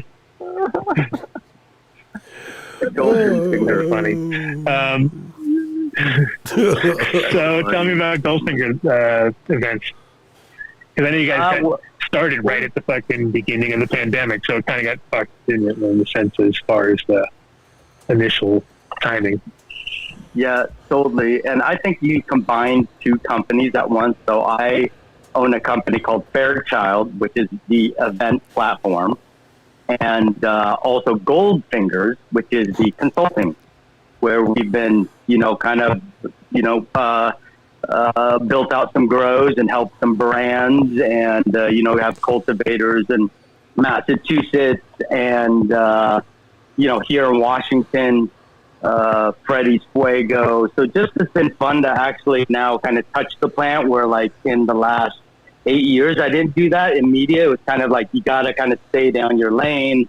I'm gonna stay in my lane, not build any brands. So it's been fun to work with brands and work with different companies and help them, get what they need, right? Just ultimately me, I just love connecting, here, this is what, people need to meet each other. And that's really why I focus too on the events with Fairchild, because I'm an event producer through and through. I love experiences, I love building that. And I think that's what gets me really high, is to see people just interact and like make the, you know what I mean? Because they always turn into something else at different trade shows. At where you're at, you see those relationships foster every time. So how do we find more ways to allow people to do that, like compliantly do it, with the tools they need to be able to do it, and ultimately give them the marketing outlets and the ideas to be able to just, again, it's hard enough to build your own business. It's nice that, there are different businesses like MJ Unpacked, there's a service and a need for everybody. And, that's what I appreciate with George. He understands to focus down on certain aspects of the industry and what they're providing for very specifically brands, retailers, and also investors. That's the way we should be looking at getting together in the future. You know what I mean? COVID is giving us a little more antsiness about doing it on a large level. Why can't we just responsibly get a very, the right people in a different context? Anyways, I think that kind of stuff is sexy. I like those type of events, and to me, the after parties are what we love. I love that stuff. It's just we love to build it. I love. We know, Dave. You are a walking after party. We know. You are a walking after party. That's what you are. I just get into that mode. I don't know what to tell you, man. It's just a good mix of just good weed. You know what I mean? All that. I used to love to go in Dave's office. Like, he had more fucking gadgets and shit that people would give him all the time, and weed. It was like, that was the best, dude. That was fun. Like, every corner you look, there's like something new. Like, remember that? Did you use that automatic joint rolling machine? Was that any good? Yes, I did. Dave, what are you laughing at? Dave is still freaking like he got what the... Oh my gosh. Something in the chat. I do still have it. Something in the chat. Yeah, I do see it. Funny. I mean, it's great to be able to use all the content. I mean, because if you're working in media and you got dope, and the thing I liked about dope was it really was from the heart. You know what I mean? As far as you can tell that you were putting that together for real. Like, because magazines are, as you know, they're one of the hardest mediums out there, and nowadays it's like there's far and few between ever publications. I like Cannabis now. I think that's a good one. There's a few that come out that you're like, okay, these guys, they got good writers, they got good photography, and Cannabis photography is like, it's now becoming easier because of the quality of the cameras is becoming better. But up until a certain point, it's one of the hardest things to get good quality. And you guys actually had some pretty decent stuff. Did you think that? I mean, obviously you're still connected with a lot of the people that are out there that advertise for you or put things out there. But has it been? I mean, how many people have you seen falling off lately just because of the? I mean, it's give us a kind of, I don't know. It's hard to even ask a question about it. But like when you left and that magazine stopped, I mean, it's a kind of a juggernaut at a certain point, right? You got people who are relying on that, and then all of a sudden it disappears. Because I knew that once it got sold, I was like, there it goes. Like, did you see a lot of people fall off after that, or? Yeah. Well, doing something like that requires so much time and so much people. You're really making, different editions for each region.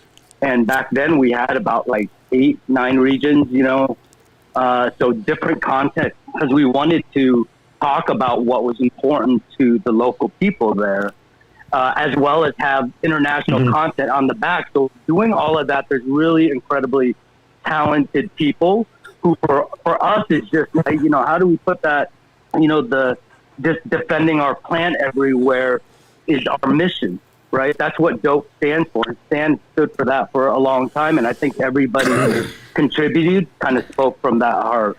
I think you could confidently say, if someone said, I need to get a copy of Dope Magazine, say, go to any dispensary and walk in, and it's going to be on the counter right there.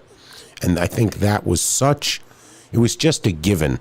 You just expected it. It was like you were the front line defending the planet, right? You were right there for everyone. Yeah. And it's I had hope that when they took it over, they weren't going to fuck it up. But it just seems like that brand, I call it like I sees it. Back in the day, it was the end all be all for all of us. It really, it was it, right? Come on, you didn't think every week High Times was going to be the last issue and they were going to find a way to shut it down and that was going to be the end of it. And they persevered.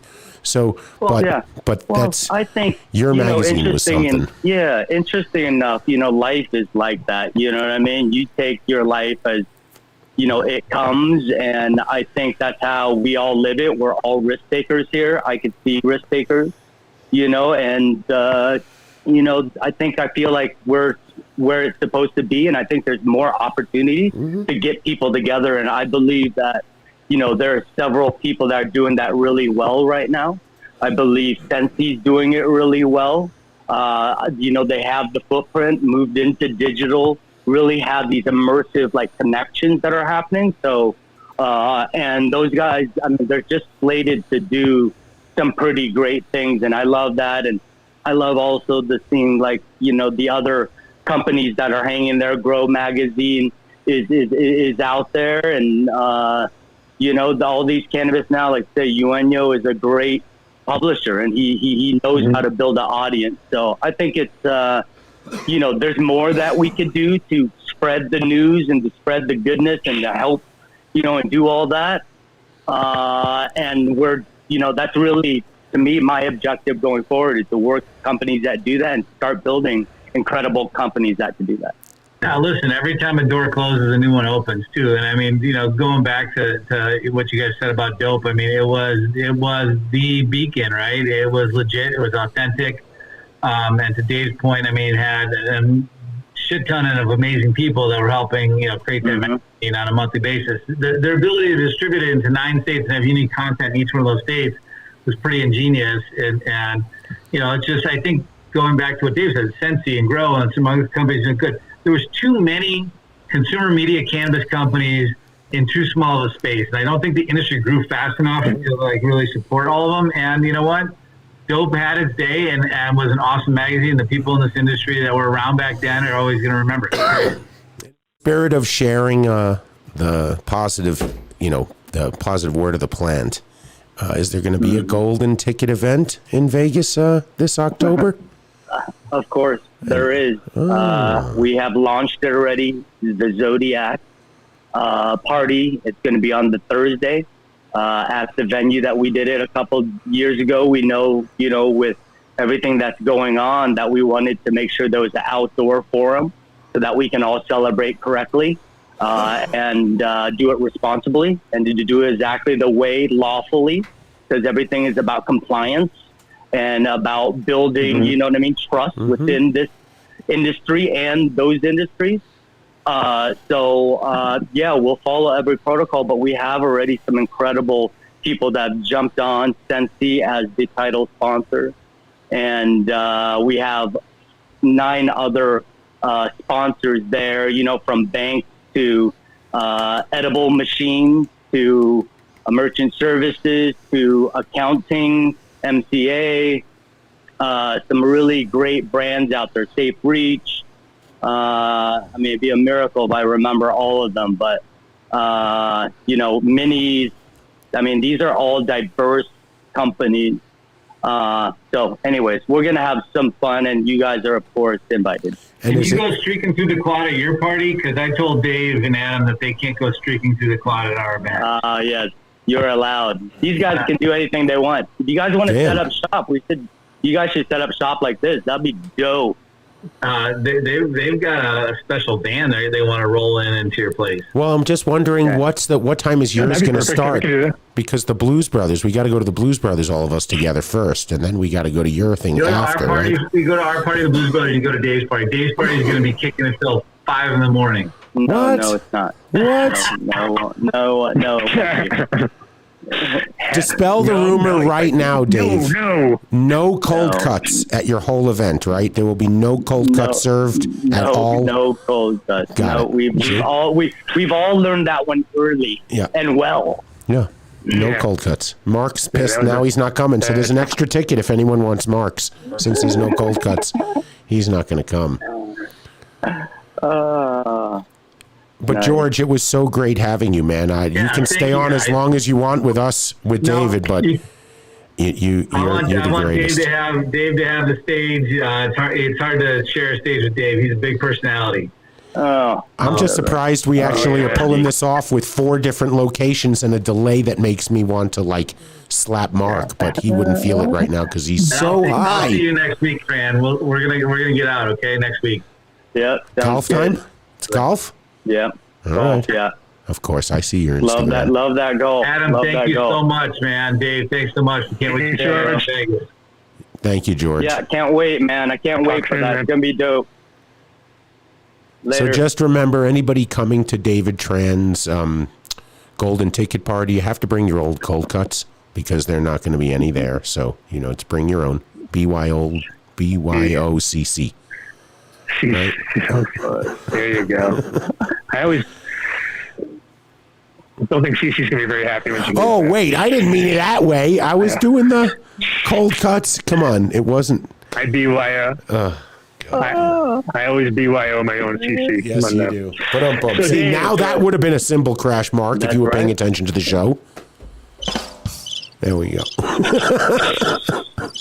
That was Oh. bad cricket there. I accidentally hit the cricket. My bad, yo. You don't have this type of insubordination in any of your organizations. Really high right now, Dave. Yeah. Oh, did you guys? What did you guys smoke them with? Did you guys give them a dab? No, they got. What's going on? We got mystery edibles. Oh yeah, Oh, he ate edible. 4 of them. He's fucking high. I just got a box. What do you got? Too. What do you got? I don't know. I can grab it. No, you don't have to grab it. Just tell us what it is. This is radio. They're little gummy edibles. I haven't yet. I don't really know what they have in there. I didn't read it. The problem is these ones are made by my friend, and it's somewhere between 30 and 330 milligrams per bite. So you never know. You never know what's going on. You never know what's going to happen. Like one of those, the Russian roulette of chocolates. Yeah, that's exactly what it is. That's what they should be called. Because both Dave and him. Dave so and Dave were so fucked up last week. I hate this fucking delay. Dave looks like he's high.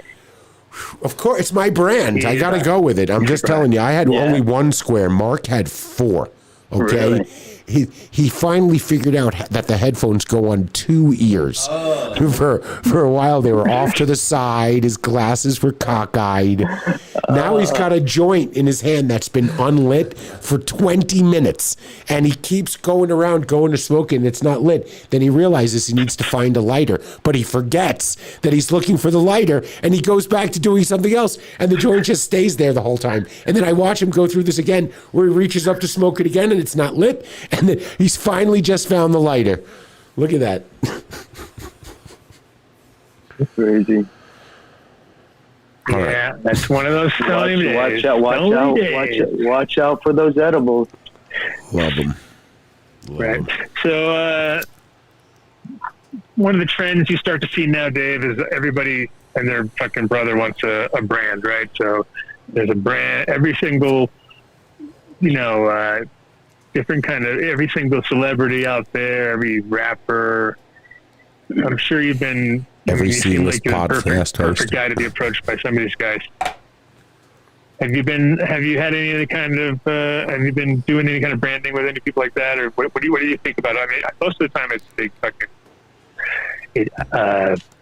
joke in a sense, because none of these people actually want to get and touch the plant, which I think is the most important part. Like if I want to do anybody ever asks me to do a brand, I'm like, first thing I say is, I hope you're willing to be in the garden a lot because otherwise what's the point, right? Have you been working with anybody on this thing? I'm just yeah. I mean, for the last 2 years, we've been working with Freddie Swago up here in Washington, and they've always had this incredible reputation. And a couple years ago, we got together, and right after I left Dope, and we started working. Goldfinger's jumped on board and just kind of helped them, guide them through that. They're an incredible brand, but they were just like didn't know how to scale up that business. And I think a lot of people in that level will fall into that, is where it's like, you know, you can't really make money, and it's like, it's always hard, because to me, growing incredible flowers takes time, and it takes the right people, and that's hard. So to be able to do that and be able to kind of scale it, so it's been nice 2 years, and now they're just like, now have a couple different SKUs and expanding into different levels, and then expanding footprint. So just doing it organically, but in a pretty good way. And so it's been a good experience. Righteous.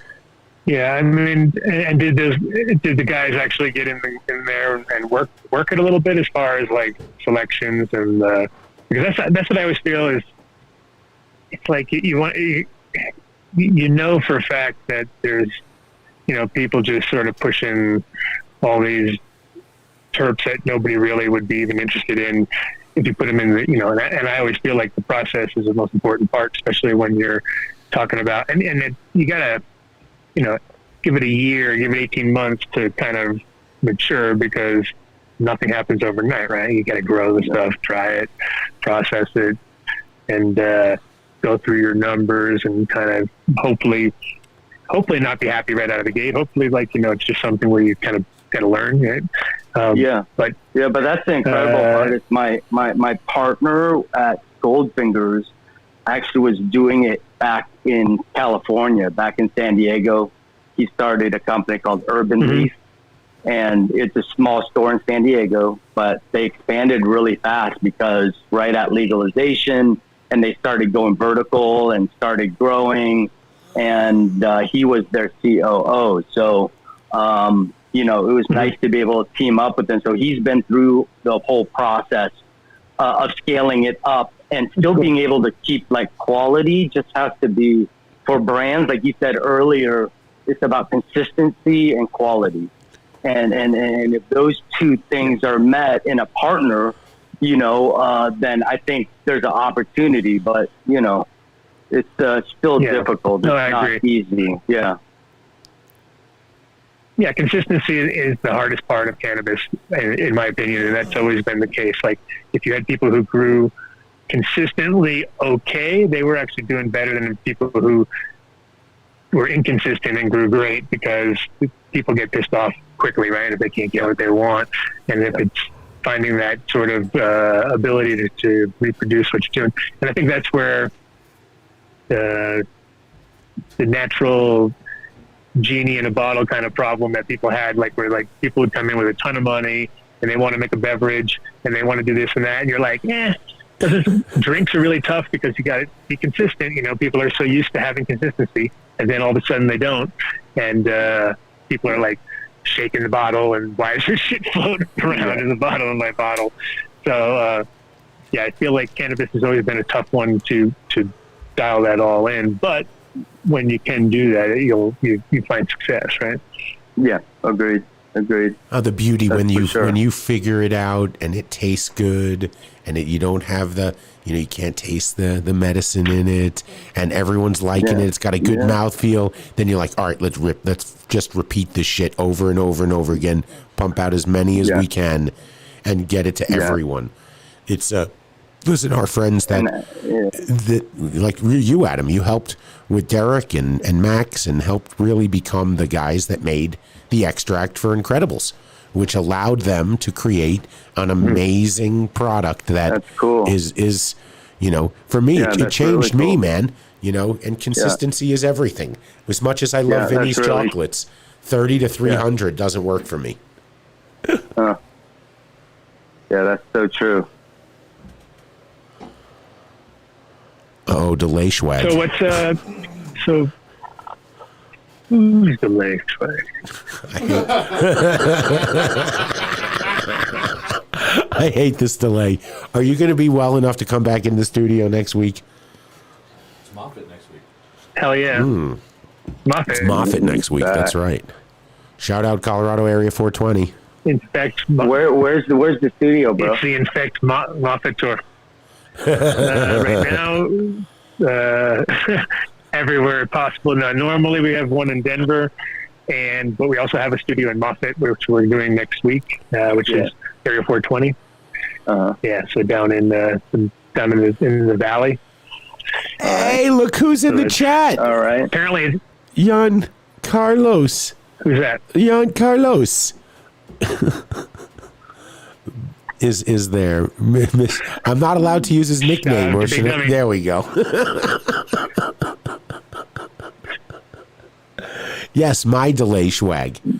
So, go ahead, David. We'll get this thing going. It doesn't matter. Fuck the delay. Fuck No, man, I'm just listening to you high ass. I want to hear more about this golden ticket thing going on Thursday. Yeah. So outdoor venue, tented, I guess. Consumption okay. I asked this question: thumbs up or thumbs down to alcohol? This time, I guess, since we had hot air balloons, we're doing blimps. The alcohol? Yeah, thumbs down, right? Yeah. No, we're gonna have alcohol. Oh. Yeah. I think it's an adult event, Mark's That's excited. all. I think the truth is, I just want people to have their choices. I want cannabis to be, what I mean, right next to alcohol. And I just, had this conversation today with the Clarendon Hotel. It's just like, how do you normalize it where if you had a mini bar in the hotel, why couldn't you have a weed bar? Right. Why couldn't you have whatever you wanted there? Mushroom bar? So, you gotta have a choice for everybody. Of course. Yeah. Of course. Yeah. But, our last party, we had alcohol, but people chose to smoke mostly right outside there if you guys were there. I'm pretty sure. But that was 2 years ago. They kind of surrounded us. They were kind of surrounding us. Oh, no way. Yeah, no, it's so that's the same venue though. Same venue. Yeah. It's at the industrial. Okay. Yeah. Yeah, it's been cool to work with them. I liked it. Yeah. They're really cool to us too. Their whole staff is incredible. Big shout out to them. They're really cool to work with. And the consumption part, we're just going to do within the law. But yeah, should be fun. Obey the law. Should be no fun. problem. Yeah, no, it was great. It was a great layout. Yeah. Great and we're layout. going to try to bring in an artist. Yeah, we're going to try to bring in an artist. Right now, we're working on locking an artist in. Because we want it to be, we want some music element to it that goes a little bit longer until about midnight or something like that. So we'll go from 8 to midnight. Mm-hmm. Hot air balloon? 1 o'clock or something. No, but it would be cool though. It would be really neat. Yeah. Hot air balloon, you can only use everything once. All right. Yeah. Well, then we're near an Air Force base, man. How about we take a ride in an F-16 or something like that? You can arrange that for us. Oh, no way, bro. Why not? You should do the alien. You need to do the alien sort of scene. That's it. Go in the spaceship. Take a ride in the spaceship. Now we're talking. Yeah. There's going to be some secret little. We got some little production things that we're trying to do to make it really cool, so that it can kind of transport you out there. Like you said, a couple cool elements. Those guys always just do some cool shit. I'm sure you'll come up with something amazing. Nobody ever would question that for you. Yeah. I would like you to feel comfortable, though. Everyone should be pretty cool. It's usually a pretty good vibe. I'm sure it's going to be amazing. Yeah, no, yeah. Of course. Yeah. Why would it not be? You've been throwing ragers since the beginning of this everything. It used to be I don't know if anybody else was the same way, but I didn't want to text you and find out where you were. It was all right, let's just go walk. We'll find him at MJBizCon. It's gonna take a while, man, but your paths are gonna cross because it always happens that way. And sure enough, paths would cross. Always. That I saved them. I still have the golden tickets. I never gave them up. And I still have trips, coins that I used to give out, those big fucking medallions or whatever it was. Yeah. It was a fun time. It was a way to remember things. I loved how early on they all had a theme. I almost dressed like the 70s. I think there was even a 60s one where everybody was in bell bottoms and fucking trippy tie-dye shit. you know. But yeah, you should make one and just dedicate it to everyone come as Adam Dunn.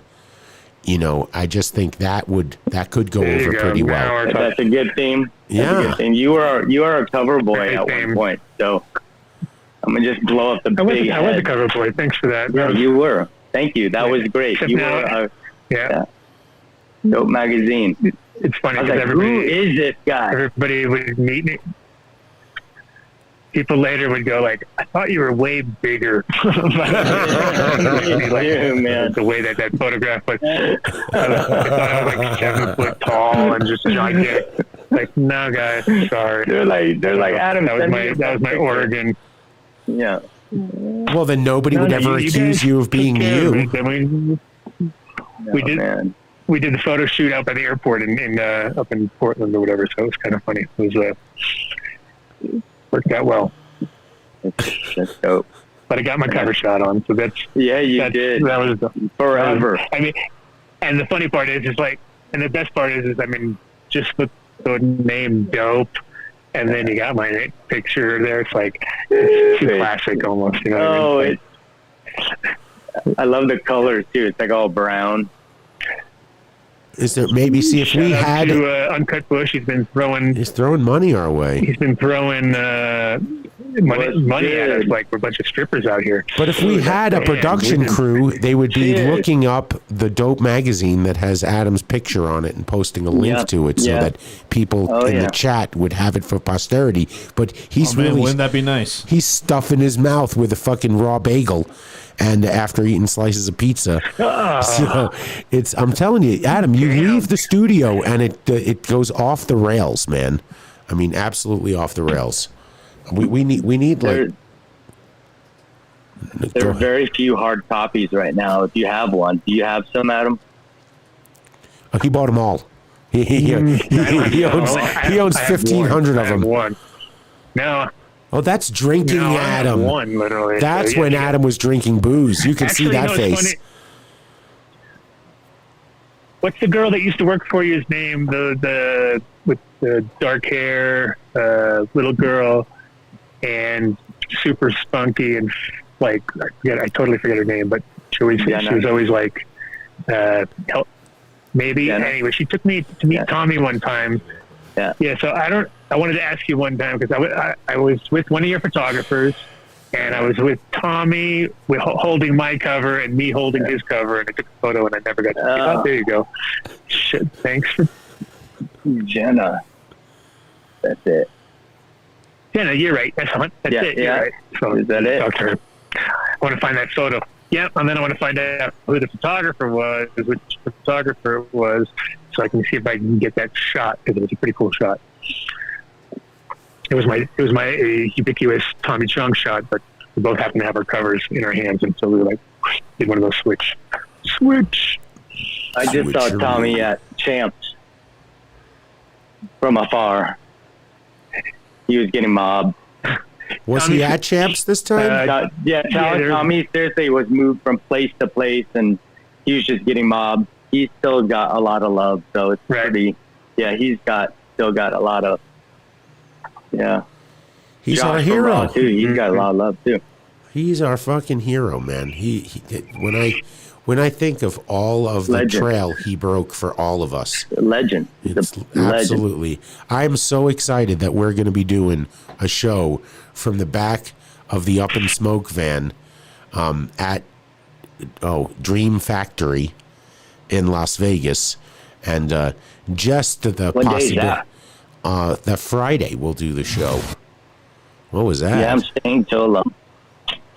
staying till Saturday, so. Oh well, you'll have to come by. For sure. For show. That would be amazing. Yeah, it's a marathon. It's a like marathon MJ when you go week. from like Tuesday. Yeah. What, you're getting there when? Tuesday? Yes. I don't know how you're upright. I remember seeing you just walking around. You got your gold jacket on or whatever it was, and you just strutting your stuff.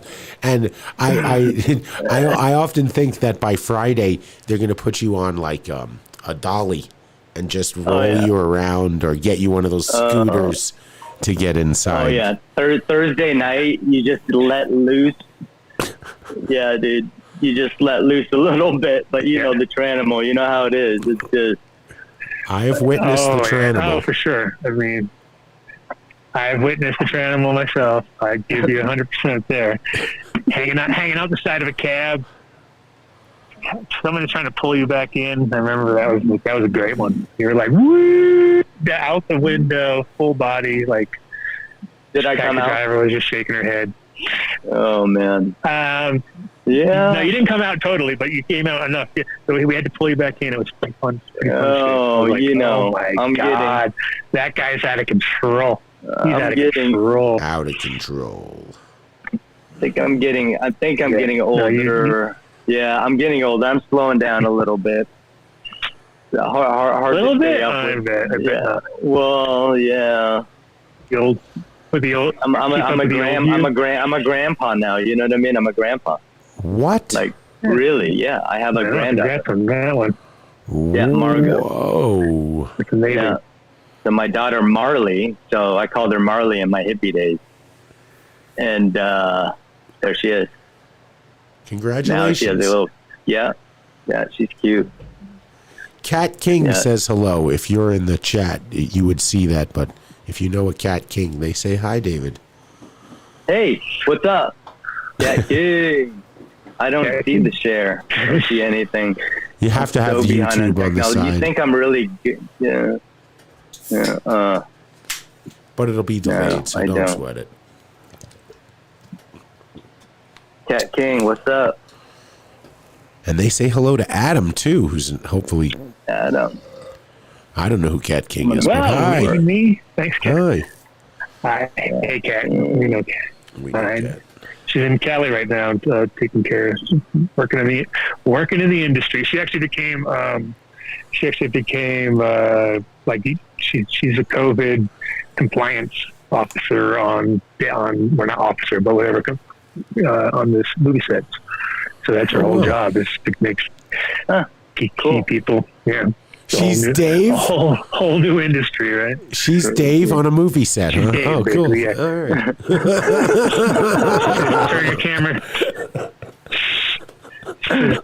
Turn your camera sideways. Please. Turn your camera sideways and take your temperature, and I'm going to stick this foot long up your nose. Hey, man, it's good work if you can get it, man. Look, Mark's about to fill in an application. But he's not paying attention. He didn't even have his headphones on. Now he's going like this. Do you have do you have to have people, that production staff that work on your show that are just completely stoned and insubordinate throughout the whole show and don't even pay attention to you when you're working? You do? Oh. Does Mark work for you too? No, he doesn't. I hate this delay so much, man. Come back to the studio, or you guys could talk to each other on the 4-second delay. I know. Hey, we do our best with technology, man. What could you do?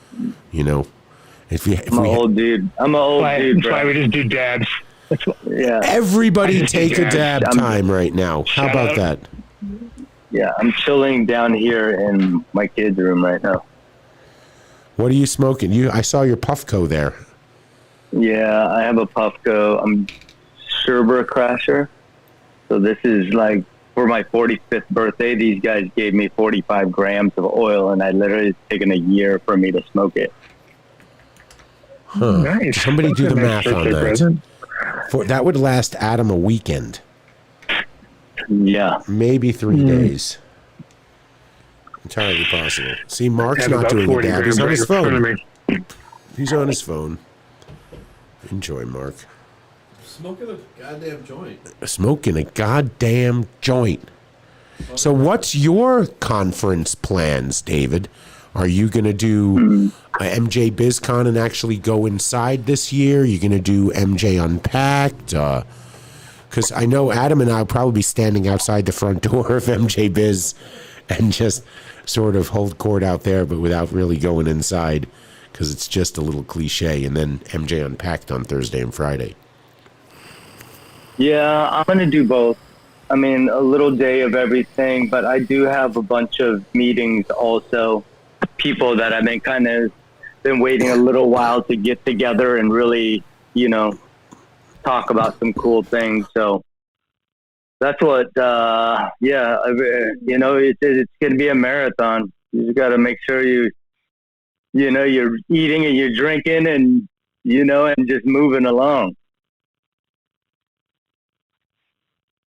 So, you do anything with cryptos at all? You do anything with cryptos at all? Me? Seem like the kind of person who might dabble. No, I haven't, man. No. Just kind of, the stock market, is there, but I haven't been doing much with it. I feel like sometimes I got FOMO. I'm like, yeah. No crypto. I would have really thought you would have been. I know. Are you guys crypto guys?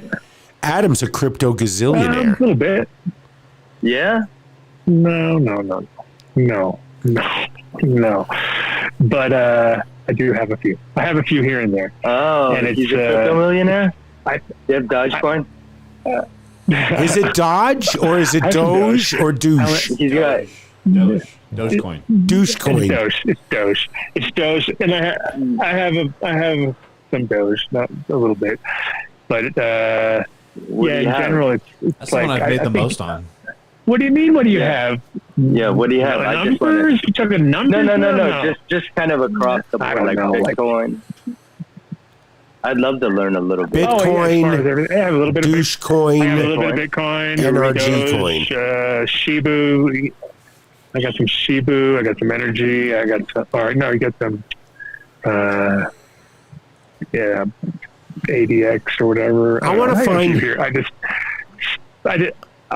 I diversify here and there every so often. But it's always interesting when you put in 1,000 and on you look and there's $8,000. You're like, oh, that's fucking strange. I don't even.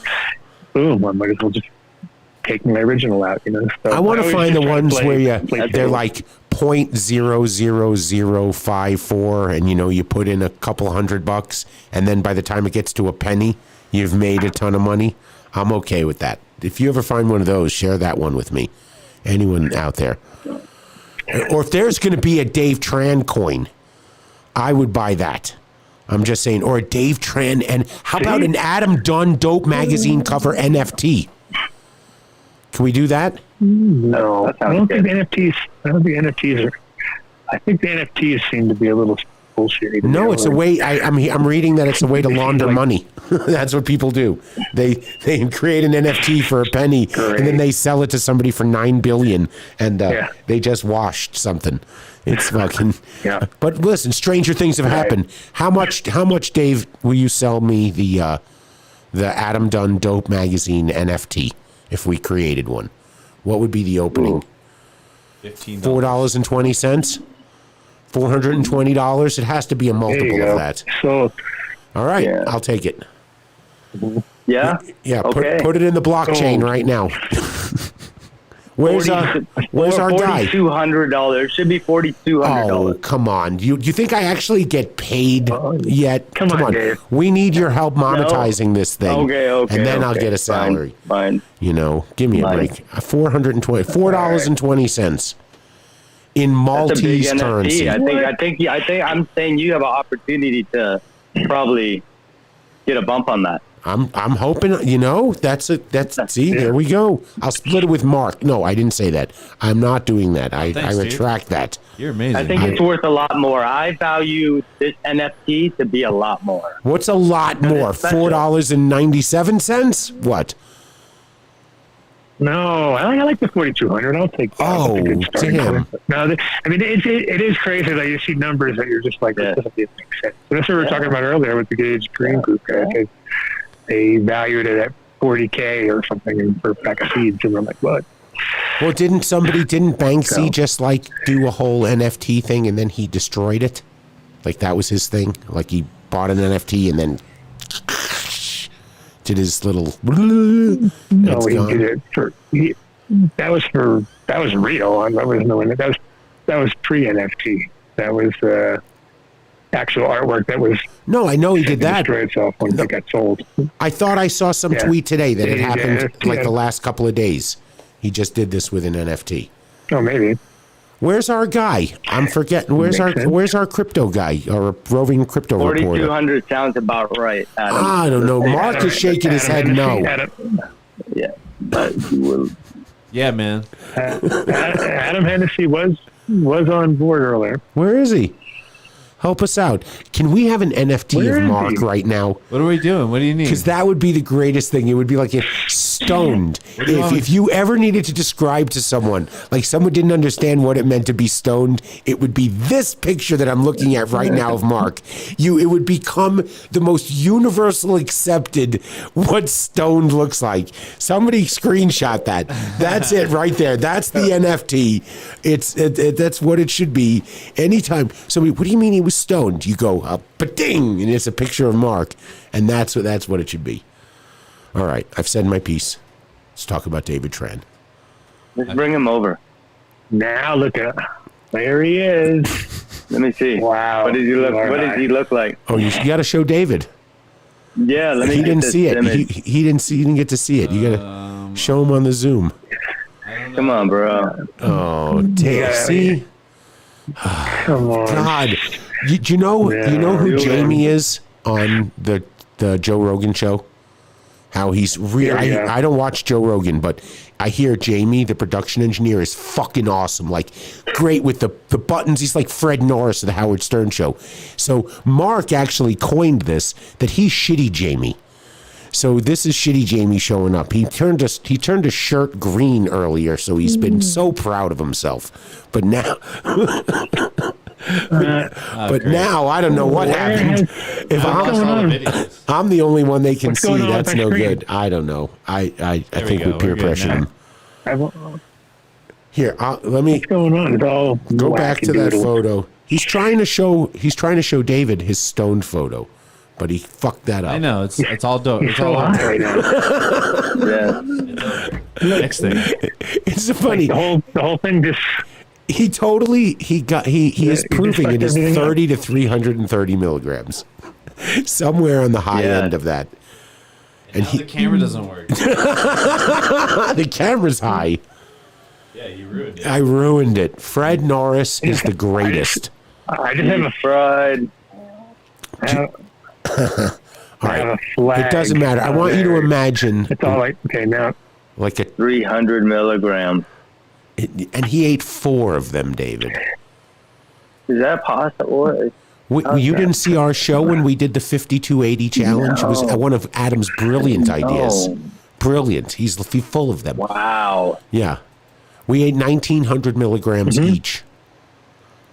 It was what? Yeah, it was something else. I think we've realized that, or we learned that the human body can only process so many cannabinoids at one time. It wasn't like after 600 milligrams. I don't know. Just flatline. Yeah. Flatline. Yeah. Hard to say. Well, we ate a lot. We tried. We ate different things. We did all right. No, actually, I thought like we did it over 12 hours. Yeah. Stupid, right? So it was like. Yeah. I was hungry. I mean, the tincture's what did it. You maintain. The hard part is to resist eating too much too fast when you're already high.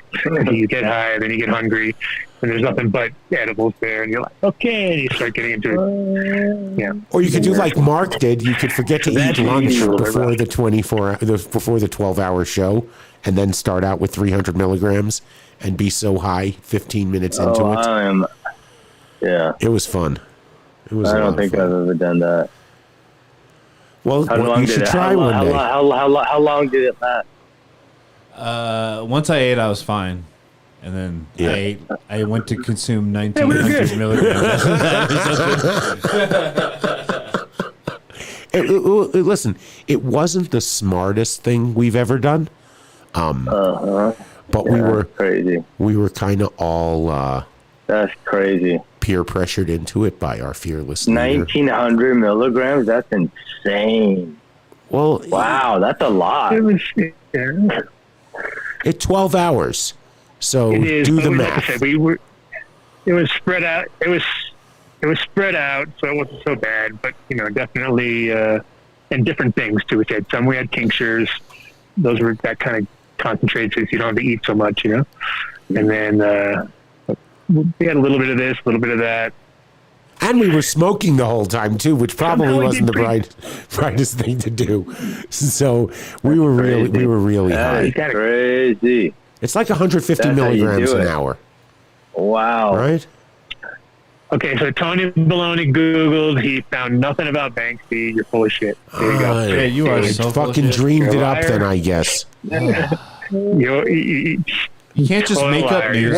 What if it's more than a week old? You can't just make up news. You have to go find news, dude. That's part of your thing. Yellow journalism. I'm telling you, what did Banksy do then? You can't just make shit up. Yeah, no, Banksy did a round. He made a new video and he went around and he called staycation, staying home, and he just went around Brighton, and he spray painted some shit. There we go. And all the locals got pissed off. Somebody heard a few months ago that somebody burned and sold an NFT. So I did read something on Twitter. It was old Twitter. Somebody must have retweeted it or tweeted it. You just threw Banksy in there for and I read it. Fact checker. We can't afford a fact checker. He can't even push the laugh button.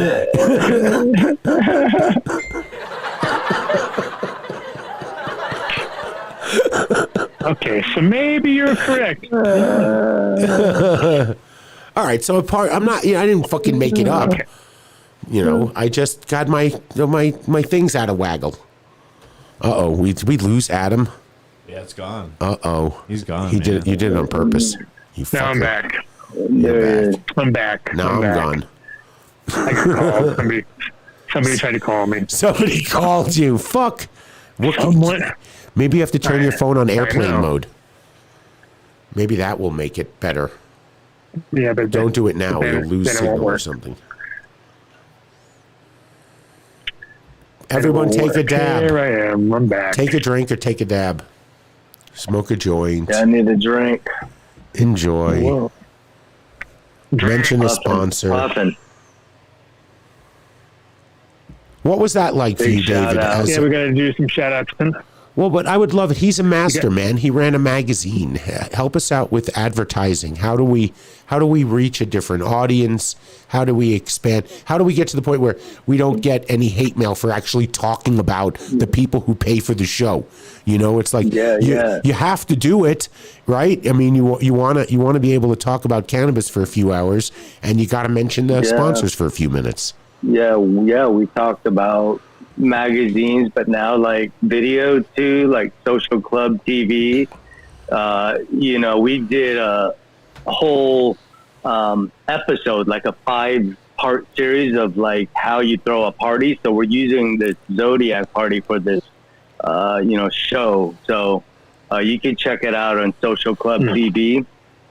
James put it together, and I think it's pretty cool. It kind of gives like a little inside background of what it takes to just put together an event. There's a lot of pieces to the puzzle, and to process, to be able to do it. Right on. Nice. Yeah, man. So there you go.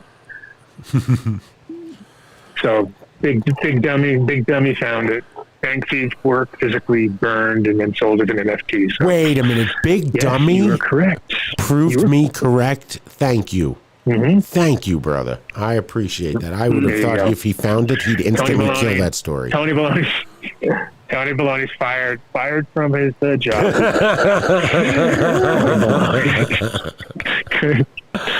No, we love you guys. I love you. I love you. Dave, man, seriously, you've been such an icon in this industry for so long. Dude, I don't got nothing to say, man. I love you. You guys are legends. I'm just here listening. I love it, man. You guys have been doing it for so long, dude. It's awesome. I haven't. He has. He's the legend. I'm the cat that showed up drinking the milk. Yeah, Adam's the man. He is. Well, the industry is crazy because it moves so fast. I mean, Well, I'd have to say you make it you take it to a much more professional level than I ever do. Even if the longer does not necessarily always mean you know how to do shit the right way. One thing I've noticed is you definitely can you can navigate your way really well. You've got yourself doing projects that are amazing. Dope Magazine was something to be proud of, which is always, that's like I was saying earlier, it's so hard to run.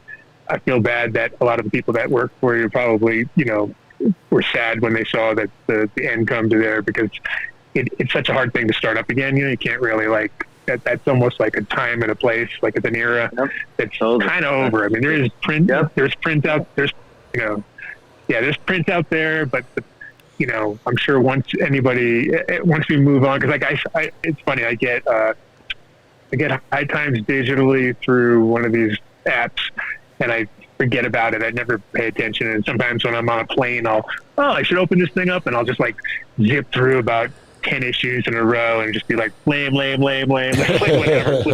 But it's like the idea that I used to be so excited about, getting physical magazines and holding on to them and stuff. And I have shit I still have boxes in Amsterdam of old magazines sitting in storage, just because there was a time and a place when magazines were the shit, right?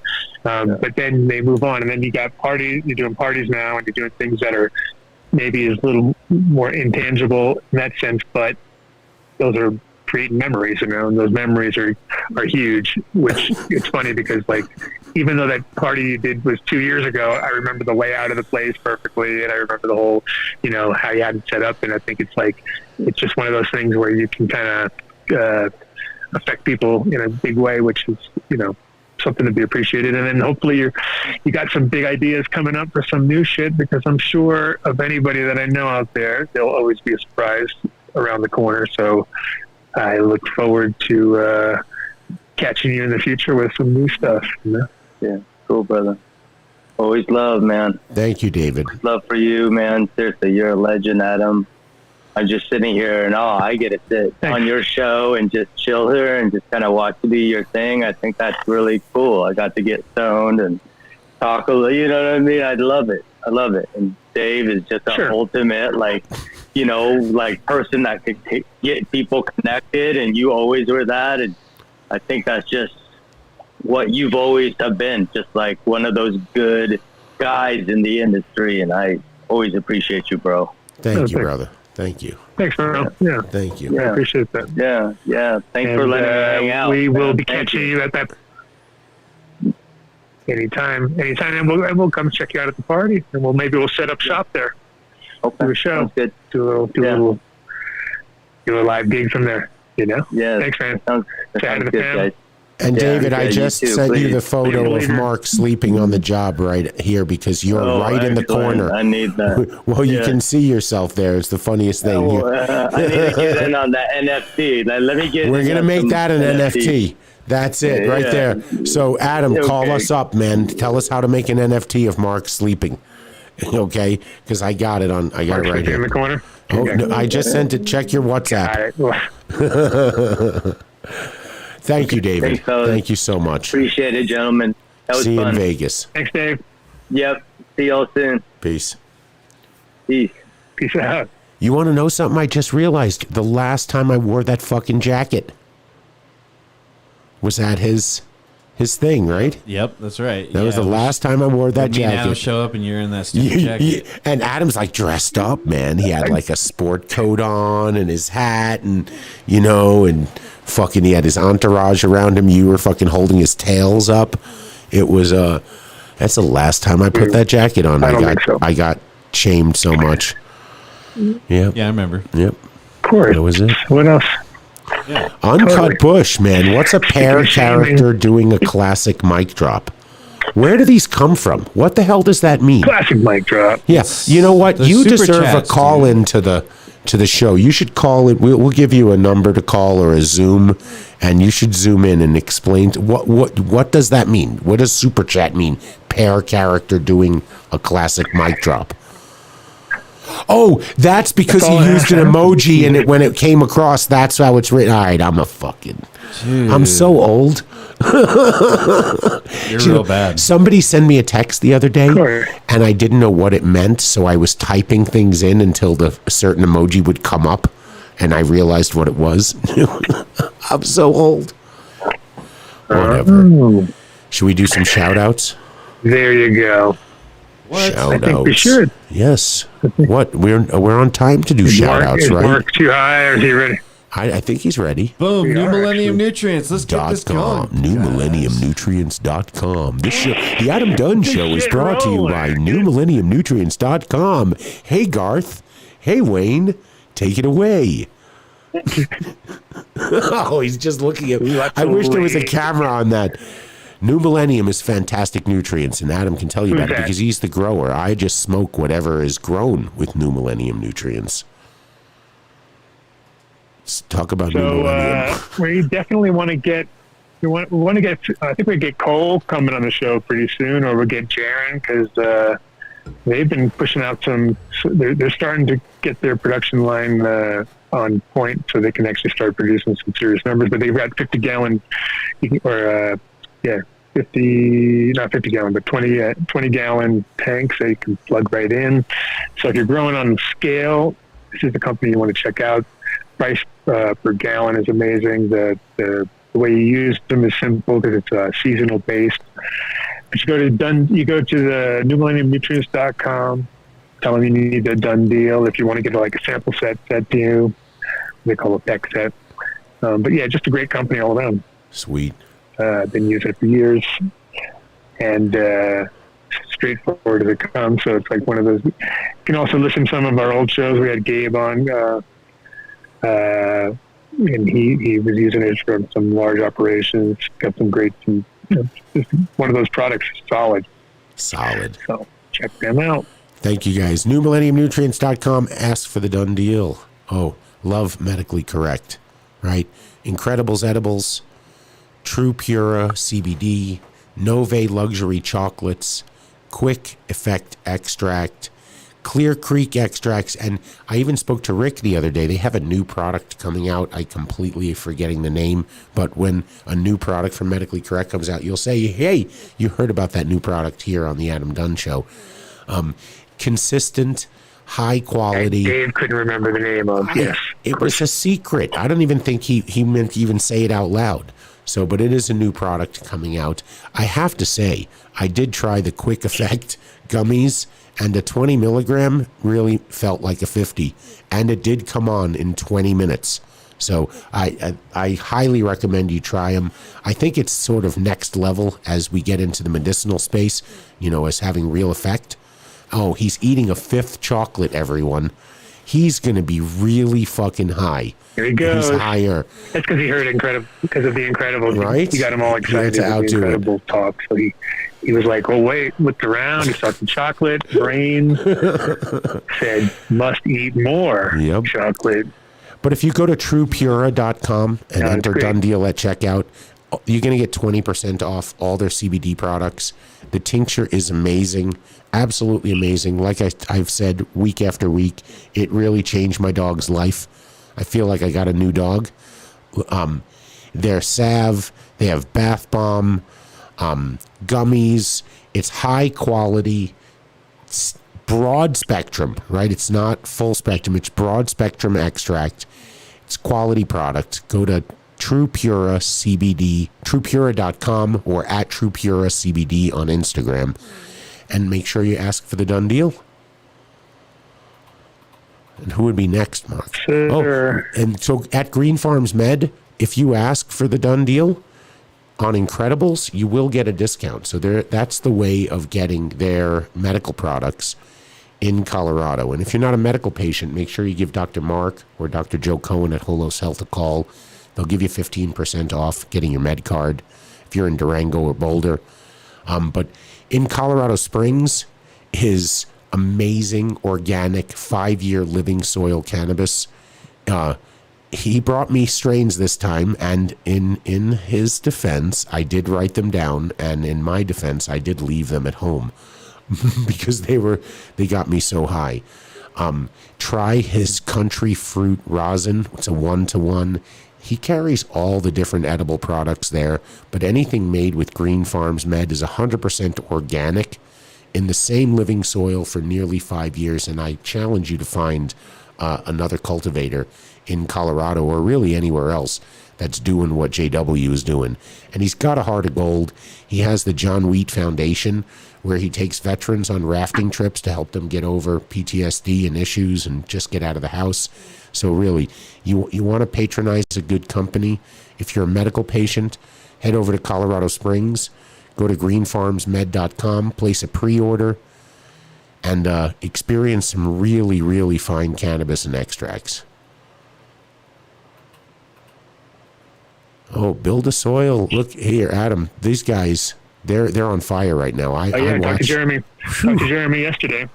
How's he doing? Yep, talked to him yesterday. He's gonna get him on the show. Great. He's just. I was like, yeah, I'm always chasing him down. That's the funny thing is I'm always sending him like, and then I finally got him to call me back, and I was like, dude, we're gonna do a show or what? And he's like, no, I'm totally down. So we're gonna have a show soon. He's just wait. Why doesn't he every time I see a new video from him, why doesn't he come to Moffett? He can never come to the studio because he's on the West. Oh, that's exactly what I told him. I said, dude, you're going to have to do Moffett because it'll be like shooting fish in a barrel for you right there. They got all the, everybody in one spot. So hopefully he's going to do that. He likes the idea. So, but yeah, amazing company, Build a Soil. They're just crushing it. Free freight inside of Colorado and New Mexico. So if you're going to order some serious product from him, you can do it all free. And but yeah, just the best of the best as far as like if you go online and check them out at buildasoil.com, look at the products and you'll realize like, okay, these are all like everything for cannabis needed, but also for all organic growing.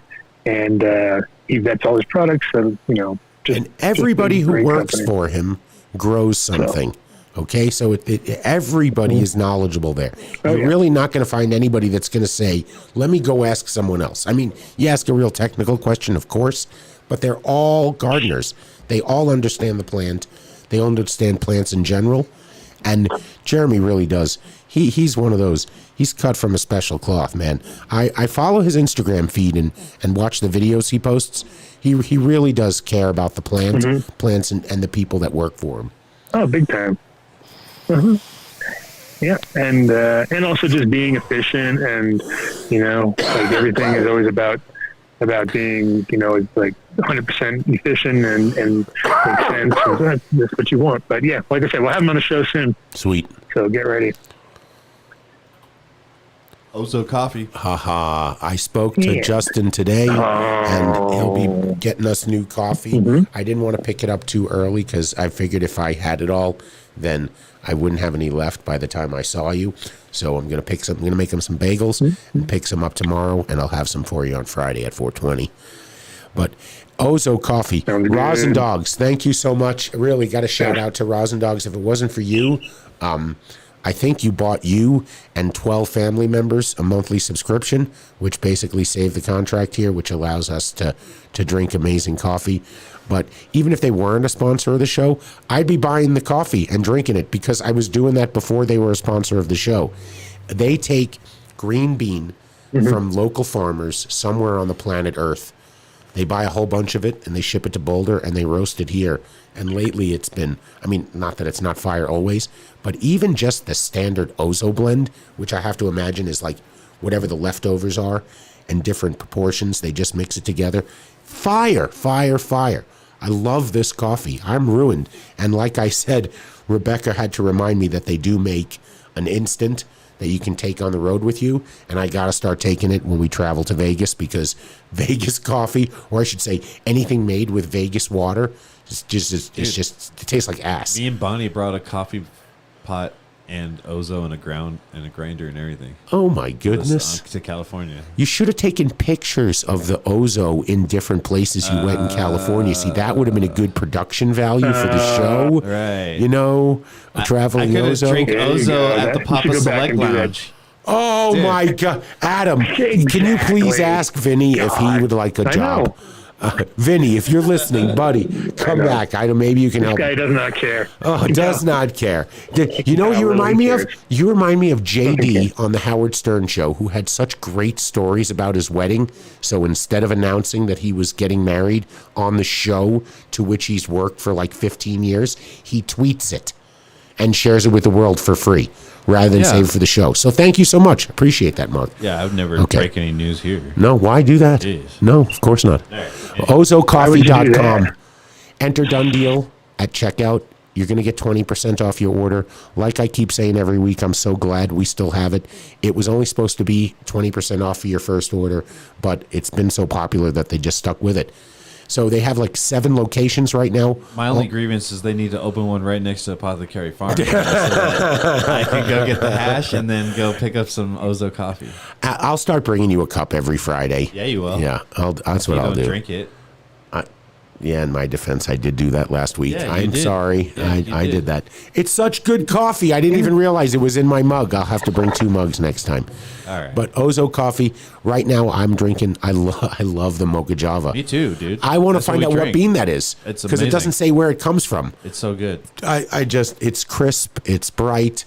It's anytime. I was going to say it's anytime weed, but it's anytime coffee. Nice. Thank you guys. Buenos dias, Tresor. Barcelona. Buenos dias. Good day. Do that in Spain? Yeah. Buenos dias? I thought it was something else.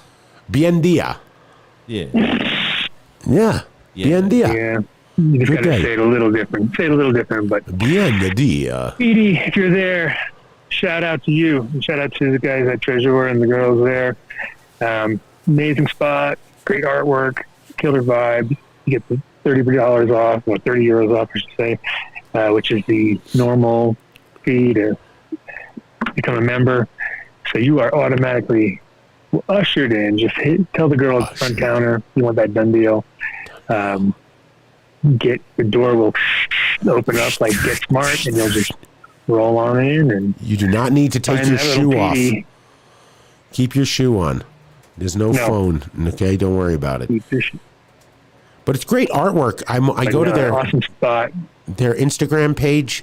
Everyone should go follow them at Trezor _ Barcelona right now. Amazing artwork in the store. I heard Chaz and the boys were there. Chaz? The guys who did the logo.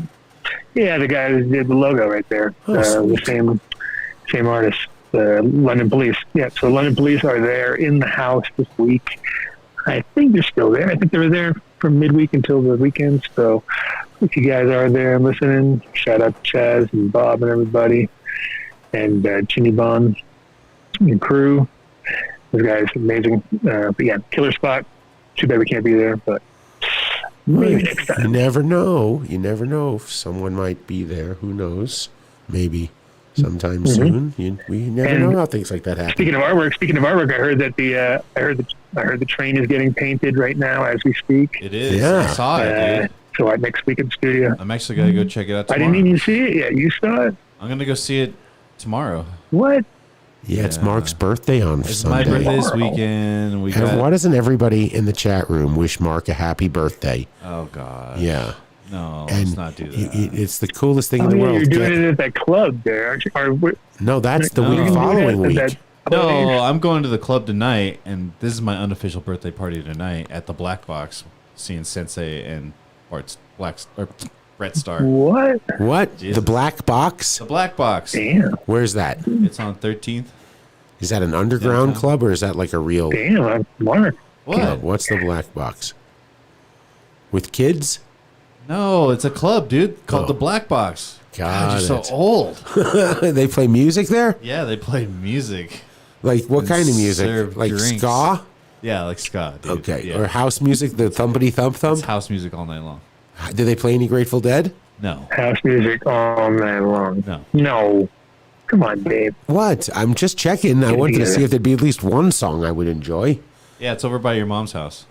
Really? There's a venue called Your Mom's House. God, you're so old. It's like near the In-N-Out Burger. Shut the fuck up, Donnie.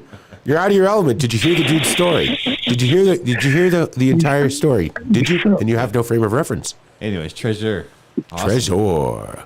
Trésor. Thank you so much. Trésor. And much like That's it. DJC with the Ozo coffee, I've been smoking Apothecary Farms longer before than we got the sponsorship. You know what I mean? So like, I've been signed over to him for like 2 years now. So that means it's fucking shit. Yeah. He was so happy when I said so I'm you're talking to cool. Brent. Oh, dude, I was like, yeah, I got really jazzed up. I was like, yes, this is exactly what I want. It was the first time in knowing him where he ever volunteered to do anything. He's like, by the way, I will go pick up our apothecary every week. I'm like, well, there is that. I guess I don't have to worry about ever smoking the mids again because that's all I'm going to get. No, I'm kidding. We split today. I got Mai Tai and grape cola.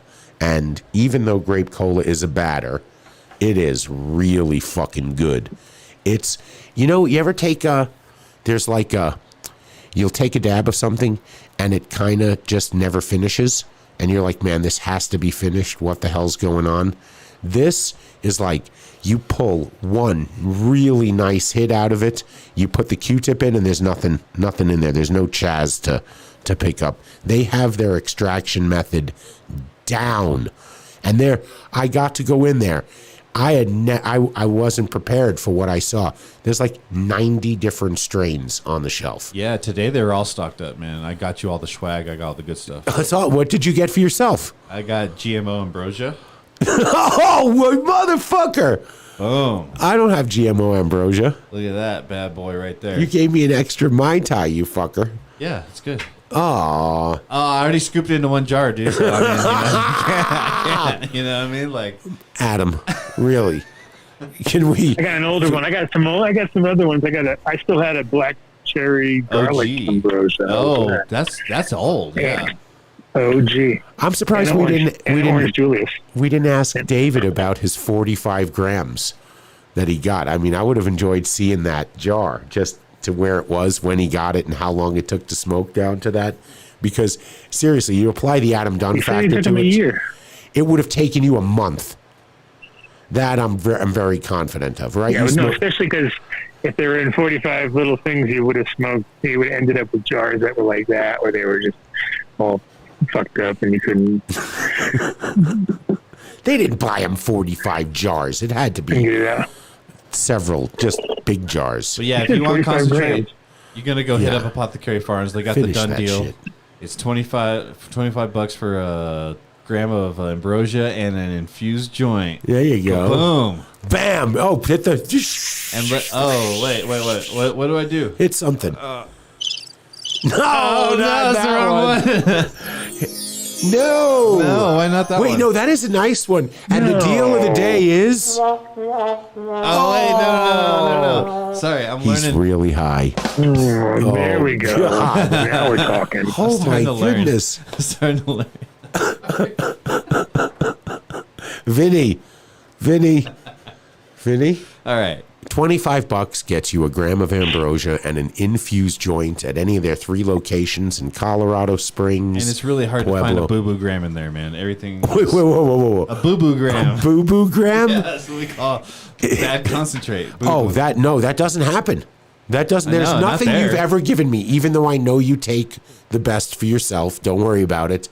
There's nothing you ever given me that hasn't been fire. So I can't imagine the amazing things you smoked. I'm offended. So you just have to go down there and say to them, "Can I have the stuff that Mark usually takes for himself?" That's right. And I'm sure it's going to be amazing. It's going to look like that right on the screen there, a big gloopy thing of diamonds. Yeah. Yeah. That. All right. Thank you, Brent. All right. Papa Select. Who? Papa Select? Papa Select.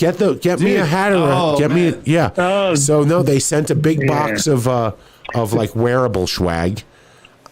Right? Check this out. yeah, you forgot it again. I know. No, I got it right here. Yeah. Solventless. Yeah. See it. Look, I see the hat's on top of the microphone. I mean of the headphones. And here's a shirt that I wouldn't fit into. He's so high he doesn't even know what a microphone is anymore. Stop making fun of the talent. And here's the shirt. Papa Select Lounge somewhere in Northern California. And if Mark had stopped there, we would have amazing footage. And he could have been actually smoking Papa Select at Papa Select and some of the other cool things he said he would have done earlier. But it just sucks that he's not there. And I don't know what he's grabbing right now. It's 7 in the morning. No, he's grabbing some other shirt from someone else. Yeah, 7 in the morning. What is it? It was 7 in the morning. But you could have gotten B footage from outside or something like that. What is that? What's that say? It's a Illuminar. Oh, a Luminar. I'm doing a little production. Okay? Oh, he's doing some production. You know? So Papa Select is amazing extract. Amazing extract. So if you're in Northern California, stop by their lounge or just go to, I'm sure you can find them in Weed Finder or Leafly where it's available. But they really put pride in their extracts. Especially, it's like milk, man, when it comes to the temperature control of everything. I mean, nothing gets warm. Everything is cold from the moment it's processed until the moment they hand it to you. So thank you so much, Boris. PapaSelect.com. Their parent company, Papa and Barkley, makes some amazing CBD products, and we appreciate your guys' support. Numb nuts. So, you know... Numb nuts. Oh, shit. Yeah. Mark enjoys salty nuts I really in do, his though. mouth. Okay, and they make really good CBD salty nuts to put in Mark's mouth. Yeah. They also make amazing peanut butter. They're kind of spicy, too. Go to numbnutsco.com. You can get their CBD peanut butter shipped to you anywhere in the States. Mm-hmm. Enter DunnDeal at checkout. Mark is so happy with himself right now. He got the right Illuminar shirt out of the bag of shirts they sent us. Yeah. And he's so happy with himself. He's like, I got this shirt. And he just pulled it out and so forcefully Anyways, Numb nuts. took it. And so their THC peanut butter can be found at about a dozen or so different dispensaries in Colorado, all up and down I-5, I-25. And we have the list, but you can go to their website and you can pull it up. It's amazing, potent medical peanut butter. You're going to need a medical license, a medical card for it. So again, shout out to Dr. Mark and Dr. Joe Cohen at Holos Health, Dr. Mark at Reconscious. I think it looks like Mark's got the list and he'll read it out loud. No, he doesn't have the list. He was doing something. He was doing production for something else, a later commercial. But Numb Nuts THC. He was doing a fucking Superbad commercial or something. Oh no, he's rolling his eyes at you, Adam. See, if you were here, A Superbad commercial. What would I do that for? I don't want anyone to watch that sauce. thing. Jesus. What the hell? But wait, it's the most psychotic podcast out there. Sociopathic. Sociopath. Rosin Dogs, you watch it every time, right? What do you think of it? He loves it. Yeah, but Vinny can put pussy nuts shit. in chocolate. So don't do that, Vinny. It just will take away from your chocolates. But Numb Nuts THC. Don't put your nuts in your chocolate, Vinny, please. No, put your nuts. Don't do that. No, don't do that. Dude. Your nuts out of You the talked chocolate. way too much. I can't find this list. Next anymore. one, it's okay. Okay. Numb Nuts. It's at a bunch of places. You should check it out. They're amazing. Oh, yeah. Absolutely amazing peanut butter. Fantastic quality. My What we kids need to enjoy the do CBD. Is get them into 14er Boulder. 14erboulder.com. Oh, yeah. Place your pre-order. They'll have it ready for you. You'll get a text when it's ready. Amazing strains right now. Some amazing crosses coming down right now. Yes, DJC by GMO is going to be called Super Dave, and we are having contests for the logo, so go ahead and send something in. No, we're not having a contest. I have no idea. The rosin is on point right now. Yeah, dude. Bro. The rosin's on fire. Bro. I gave some to Mark, but Yeah, you're not it's here. amazing. It's Do you have a hat on, Adam? Yeah, dude. He's a bro. What's a brobo? I don't know. Yes, dude. Here's some of the Bro. So Got my I've bro noticed hat that they've on. done two different types of live rosin. They have fresh press live Can't see rosin, it. which is what's right here. Yep. And then they do cold cure live rosin. And that one's a little more flaky, a little more white flaky love. White if flaky you would like. love. So I'm not going to tip that one too much, but yeah, it's like a nice consistency there. Yeah. Both of them smell fantastic. What was that? Jam Band and Strava, right? Strava. But they have, I don't know, 20 strains right now, 10, 15. No, it's a lot of strains. It's really, I opened up a can of DJC right here, but I've had this for, I don't know, 6 weeks. And when I opened it up, it was fluffy and moist, and it rolled an amazing joint. So give 14er a try if you're here in Boulder.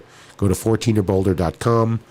Place your pre-order. Just flash your driver's license. And yes, everybody has to wear a mask when they walk inside. So if it's not your thing, don't place an order there. And if you forget your mask, they have one for you when you walk in. And it's quick and easy. You won't be inside for but a couple of minutes. Thank you guys so much for supporting the show. You grow amazing, amazing, amazing flower. Fish it. Fishheadfarms.com. Our biggest done deal. Wait, who gave us a bigger done deal? What am I remembering? I was really high. Somebody. Just recently. Oh, it was recently. His last show. Somebody matched it. Was it Somebody Chris? matched it. It was the CBD. Was it Hemp Hill? Was it Chris? Yeah. It was Hemp Hill Farms. Hemp Hill. Yeah, 25. So shout out to Hemp Hill Farms yeah. for their paw putty. And I'm going to be giving some of these to my dog and cat tonight. And I will absolutely report back how they're doing. I really appreciate this tincture you send. Mm-hmm. Awesome, calming, 400 milligrams. And especially these chews. But Fishhead Farms. they tied for the best done deal, 25% off fish shit. Go to fishheadfarms.com, enter done deal at checkout. Consistent shit. Amazing product. You should see. You saw those photos from Andy with those plants crushing it. I didn't. Him standing in front of those plants with his. I was distracted by Mark's abs in the fish plants. photo. Yeah. Oh yeah, I'm pretty good. as always. I'm pretty good. All right, I'm going for it. Here's another chocolate. Ooh, I'll match you. I'm pretty good. No, yeah, Fishhead Farms, super simple product, made in tilapia, but it fucking works amazingly well. People use it continuously from beginning to end. I can't say enough good things about it. Definitely makes things more terpy, makes things a little bit more robust, and just you can tell a happy plant when you see one, and that's what you get from fish at a time. It is just, he's got me going up there. But just be careful if you wear their Steal Your Fish Shit shirt on the tie-dye, because it's really cerebral, and a lot of people don't get it. They think you're insulting the band Fish, which is not what you're doing. And that's funny. People came coming up to me, give me high fives. I'm like, that's not what it's about, man. I said it's a soil nutrient additive. It's fucking to make your plants grow strong like bull. But go to at Fish It on Instagram. And if you would like to win a liter, you need who should we pick? There you Adam? go. Vinny? There we go. There's the photo. Vinny or Adam? What's that? I'm thinking who should they? Vinny's going to pick the winner? No, who should they draw as a fish? Because nobody sent in one of Adam yet. Adam needs to be in a diaper as a fish. Come on, he's got thick skin. He can handle it. It has to be better than that. Better than it'll be. I'm sure. Hey, don't insult mine. But if we could have like a 9 or 10 abs, then it would be better than Mark's. Yeah, you got a lot of What happened the first time that Bonnie actually lifted up your shirt and was like, "Oh, yeah," she was very disappointed. You guys ruined it. She was sad. She was very sad. She's like, I saw this. Like, I didn't sign up for this. That's right. That's how I saw you. Yeah, that's false advertising. Yep. Fishhead Farms. Fishhead Farms, 25% off. Thank you. Terp Wipes. So I did speak with Terp Wipes, and they did reactivate. Just using them. Yep.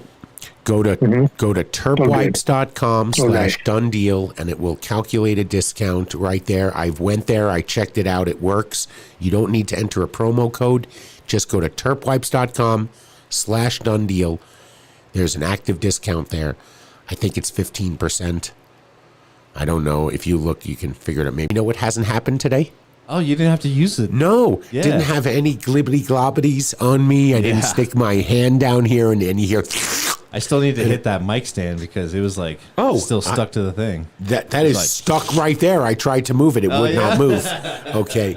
So terpwipes.com/DunnDeal. It is just, I mean, if you're a Jedi Knight stoner this is in your toolbox. There's just no question about it. This is an amazing, amazing product. And I can say it is Adam Dunn approved.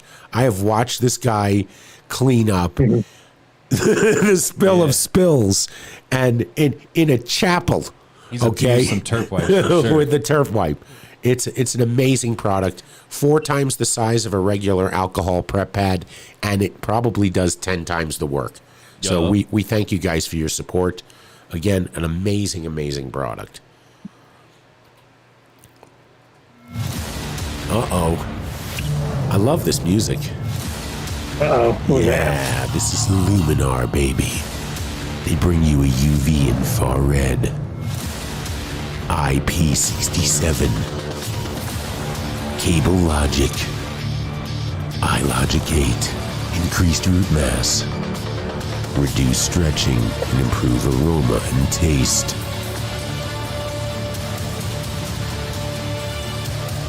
The IL8, pushing past par. At theaters this Thursday and Friday. Oh, that was pretty good. You tricked me. I thought that was really it. But really, we love you guys. Thank you so much for your support.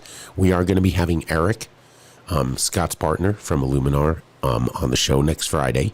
We're also giving away an IL8 Far Red, if I'm remembering correctly.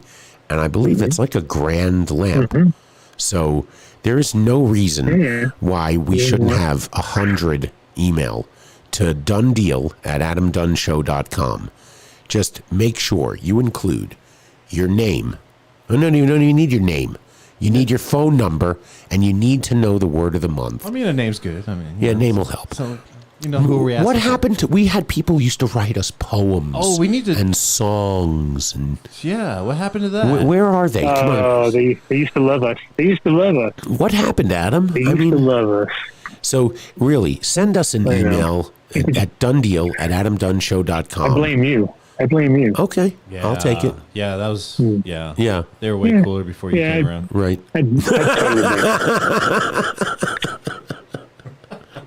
So send us an email. We'd love to give away a lamp. It would make us feel really good. Maybe we'll have Eric pick the winner this time. So, talk about how great Illuminar is, and play up, and then we'll send you one. But they're an amazing company. They're really ahead of the game. They have incredible technology. Adam uses the lamps, right? They're pushing past par. Pushing past par. Yeah. Past par. Far red. That's some, Illuminar. they are on fire. So yeah. So Get those emails that's a really in. cool show. And that's actually, and we're going to be a busy week, right? We're going to be out. Moffat Town. You realize that Mark is going to be in Moffat every weekend until October, until late October. I'm telling you right now, every weekend. And, Yep. We should do the September show, September 11th, dude. That'd be great. I thought we already said we would do that. Oh yeah, let's do that. Yeah. Yeah. Every week.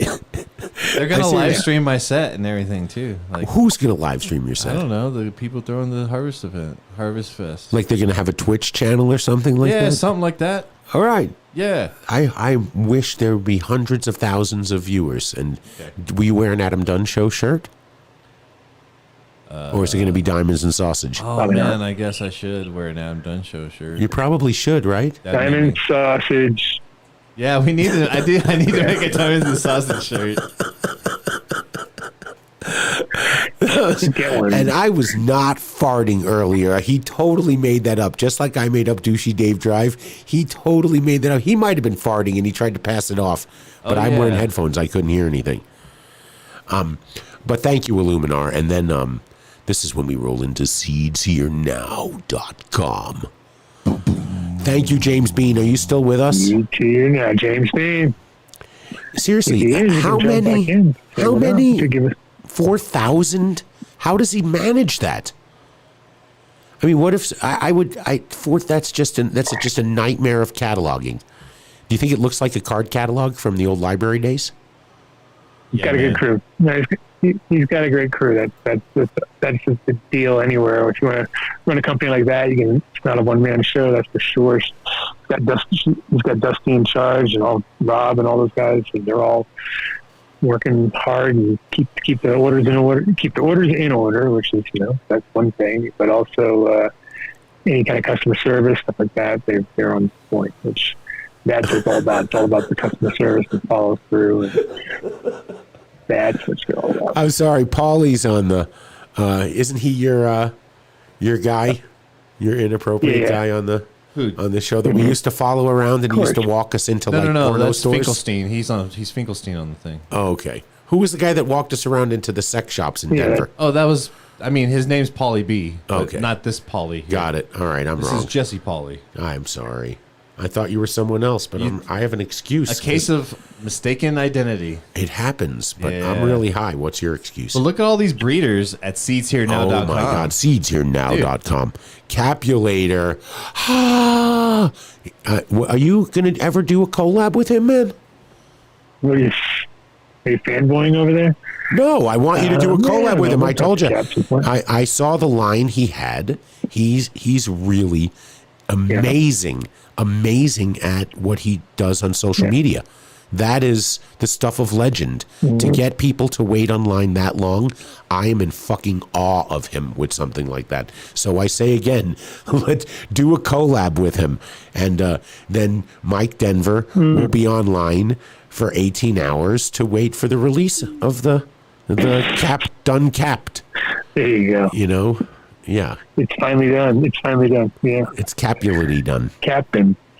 Captain. Captain. Yeah, Cap Dunn. Yeah, come on. Captain. Like Captain, but Cap Dunn. But you heard it here first. I get a nickel of every pack sold. Oh, I got a drum. There you go. Fuck you, Mark. Just fuck you.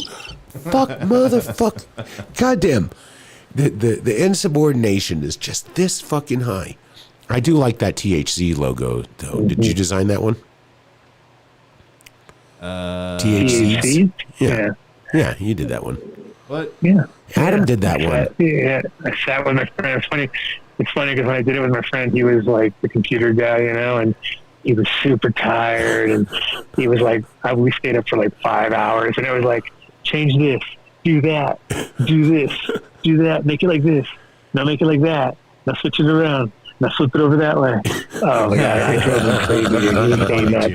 And he was smoking cigarettes. Take the swag out. He was smoking cigarettes the whole time. He was like, God damn it, when are you going to...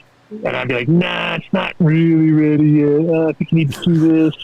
And we tried to put like the original logo, I'd put so much into it too. Like, this is a change. This is updated. The original logo was different, and there was a lot more in it. So you had to and now it's the CIA, KGB, this, that, and the other. I like everything in the logo. I love the Top Dog logo. It's cool. I like it. No, I dig it. It's got the caduceus in there, kind of. Whoa. Bloom. I don't know what happened. Talk about Bloom. Go backwards. You're in trouble. Oh, jeez. I was trying to pull up the logo by itself. Shitty Jamie. I ruined everything. Shitty Jamie. Wait. No, go down. Okay. Don't even worry about it. Read Adam's awards. Let's read Adam's awards. Go down. Come on. There's awards? Yeah, look. What awards? Over the last 25 years, TA Seeds has won numerous awards for both flower and hash and a broad variety of cannabis flower and hash, numerous awards. High Times Cannabis Cups with legendary strains like Bubblegum, Sage, The Hog, MK Ultra, Sage and Sour Kushage, and Dark Star. Yeah. And there's more, but I don't want to read it. He doesn't want to read them. Dark Star. Yeah, come on, dude. Don't make him read that. What are you doing? I was fucking with him. SeedsHereNow.com. Enter DunnDeal at checkout. You'll get 10% off your order. Ba-boom. There you go. Oh.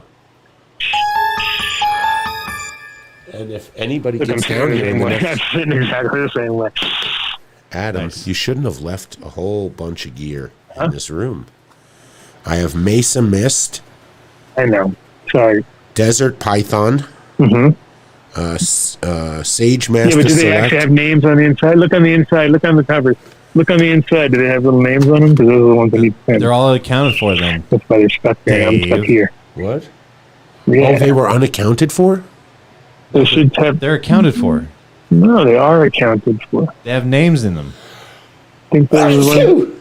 Oh, so he sneezed on them. He put all this COVID all over it. I have COVID on them. Oh my god! He's shedding his vaccine on the seeds. Vaccine. Oh my goodness! Don't shit on me. Now we're all gonna get our Come on, period at now. the same time. Sorry. Anyways, That was just. I didn't get anything on your seeds, Adam. But if anybody wants a discount pack of coke, a discount pack of seed of coke, Mesa Mist, it says. oh yeah. So Mike Groves wrote a song for me, No shit. and it's to the tune of Afro Man's "Cause I Got High." Oh. And MTI is like, MTI don't care about nothing, man. Roll another blunt. La da da da da da da. MTI was gonna clean his room till MTI got high. MTI was gonna get up and find a broom, but then MTI got high. Where's your rhythm, man? You fucking have a show. You play music. Get some fucking want love to, into it, man. Adam's show is still messed up, and MTI don't know why. Why, man? Why? Fucking read it with some energy, man. 'Cause I Let's do got that high. one again. I'm going to direct this, 'Cause man. I Let's got go high. back to one. Let's No, I with a don't little want it. passion. Show a little You read passion. it. God. You read it. Where is it? I'll read it. Terrible. What? Put it up on the screen. Ugh. Be a fucking This is Jesus. terrible. We're gonna Fucking listen to throw. Dave sing? You're a performer, man. No. No, they don't want to hear No. me sing. I'm not going to sing. No, I'm not gonna perform this, dude. Why not? I don't get paid for Because that. Here. MTI got high. Yeah, once I get on a stage, Because then MTI got high. maybe. You have to be wearing shiny. No, oh my God, Dave, please don't even go there. Please stop, Don't dude. even. You're hurting us. He's not in a Yeah. tank top. Anyways, You're it's a whole hurting- thing. I you're can post hurting it our somewhere. audience. Maybe I'll post it to the Facebook or something like that. Okay, Like, to the Facebook. yeah, dude. It has a because the. that's the only The place. Facebook? Yeah, The Facebook page. The Facebook. The The Adam, face- oh. the Adam Dunn Show Facebook page. There you I just go. shortened it, there like the you kids go. do nowadays. Like the You know, kids it's do. old guy. Yeah. BYB. Jeez. AFK. Anyway, so Yes, it sir. took me a couple weeks to acknowledge that song, but it's there. In the William Shatner version. I love that one. Dude, isn't that great? And we would have kept going if you wouldn't have just stopped it. I mean, you go ahead, finish your song. I don't want to finish Okay. it now. It's It was- over now. It was all right. Oh, God. No, it's good. It's good. We're I good. got to get out of here and go to We the did club. good. You did good You're there. going to a club tonight? Yeah. Yeah. Oh, it's your birthday. Yeah. Happy birthday. Oh, thanks, buddy. Everyone want to sing happy birthday? Happy No, birthday. we don't.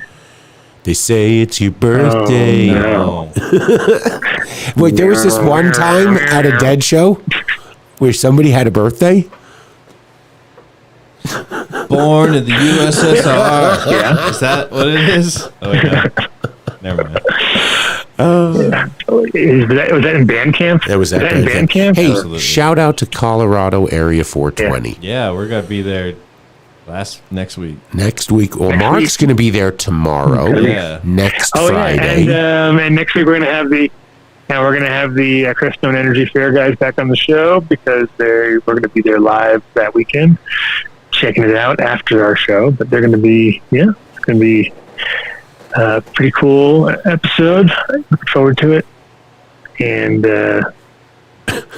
yes, COVID is real. As soon as he paused, I'm like, he's looking at the chat box. He doesn't know what to say. Of course, it's real. He never doubted it was real. He just has different views on the vaccine that some of us have. Yeah. And if you ask nicely, he will send you a video of a Q-tip with a hair on it. That's right. That supposedly carries a microscopic COVID or tracking or magnetism or something like that.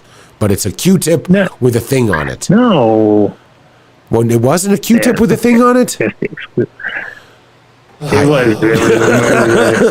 I'm over all of it, dude. I don't care. I'm over it too. I'm good. I'm so done. I don't care. I'm ready for Area 420 and to be in the same room. And fuck this delay with your 1987 AOL internet. Okay? I swear you installed this with a disc that arrived in your fucking mailbox that said, load me. If your internet comes from a CD-ROM, it's bad. Yes. Yes. That's exactly what I've been saying. Jeez. I think it was a floppy disk, actually. Floppy disk. It was. Two floppy disks next to each other, side by side, parallel. Your parallel fucking ports. Macintosh 7200 running at 75 megahertz. Yeah. I know. Hey, but thank you. Well, thank you. Last week, so. Thank you for staying healthy, and thank you for using that powerful Adam Dunn immune system and beating it in a week. That's good on you. We'll see everybody next week down at Area 420. Shout out to my beautiful wife Cece and little Nick out there foraging. We're not foraging now, so it's pretty cool. Like now we just have tons of killer local herbs and berries. We got these choke berries and things like that. It's been cool. Shout out to Ace, obviously, staying healthy. And shout out to the chat gang. Chat gang, love you guys. And shout out to Mark. Dave. Even though Dave, Mark, of course. Stoned. Yes. And shout out to Vinny, of course. And Vinny, of course. Thank you, Vinny. Supplier of the medicine. Of the chocolate medicine. Thank you, Chris. Jeez. Appreciate you. We are going to have... Uncut Bush, of course. Throwing cash at us like dirty hookers. Like dirty hookers. Thanks, Uncut Bush. Yeah, I forgot who we're going to have. But Eric next week. It, so 100%.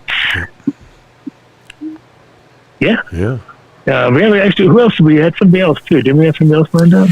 No, they're for the following. We have Canyon coming on the 3rd. It's a giveaway. And it. Shout out to Big Dummy, of course. God, I could not forget Big Dummy. Jeez, he's our information hound. The information hound. He proved me correct. Then he realized he was in support of me, and then he said, "No, I was incorrect." Yeah, exactly. What are the fucking rules? Mojave out there. Should I not say his name, or I can say his name, and then he posted as himself on the chat room, so I don't understand the rules. I know I won't wear the coat anymore, but that's really the only rule I understand.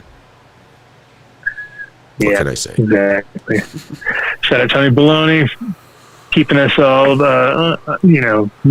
miseducated with his lack of understanding of how to use the internet probably properly. Right? Oh, shout out to Rosin Dogs. Big Dummy, and Rosin Dogs. Well, if Big Dummy can prove you wrong by tapping some keys on the internet, then kind of Adam does have some valid points here.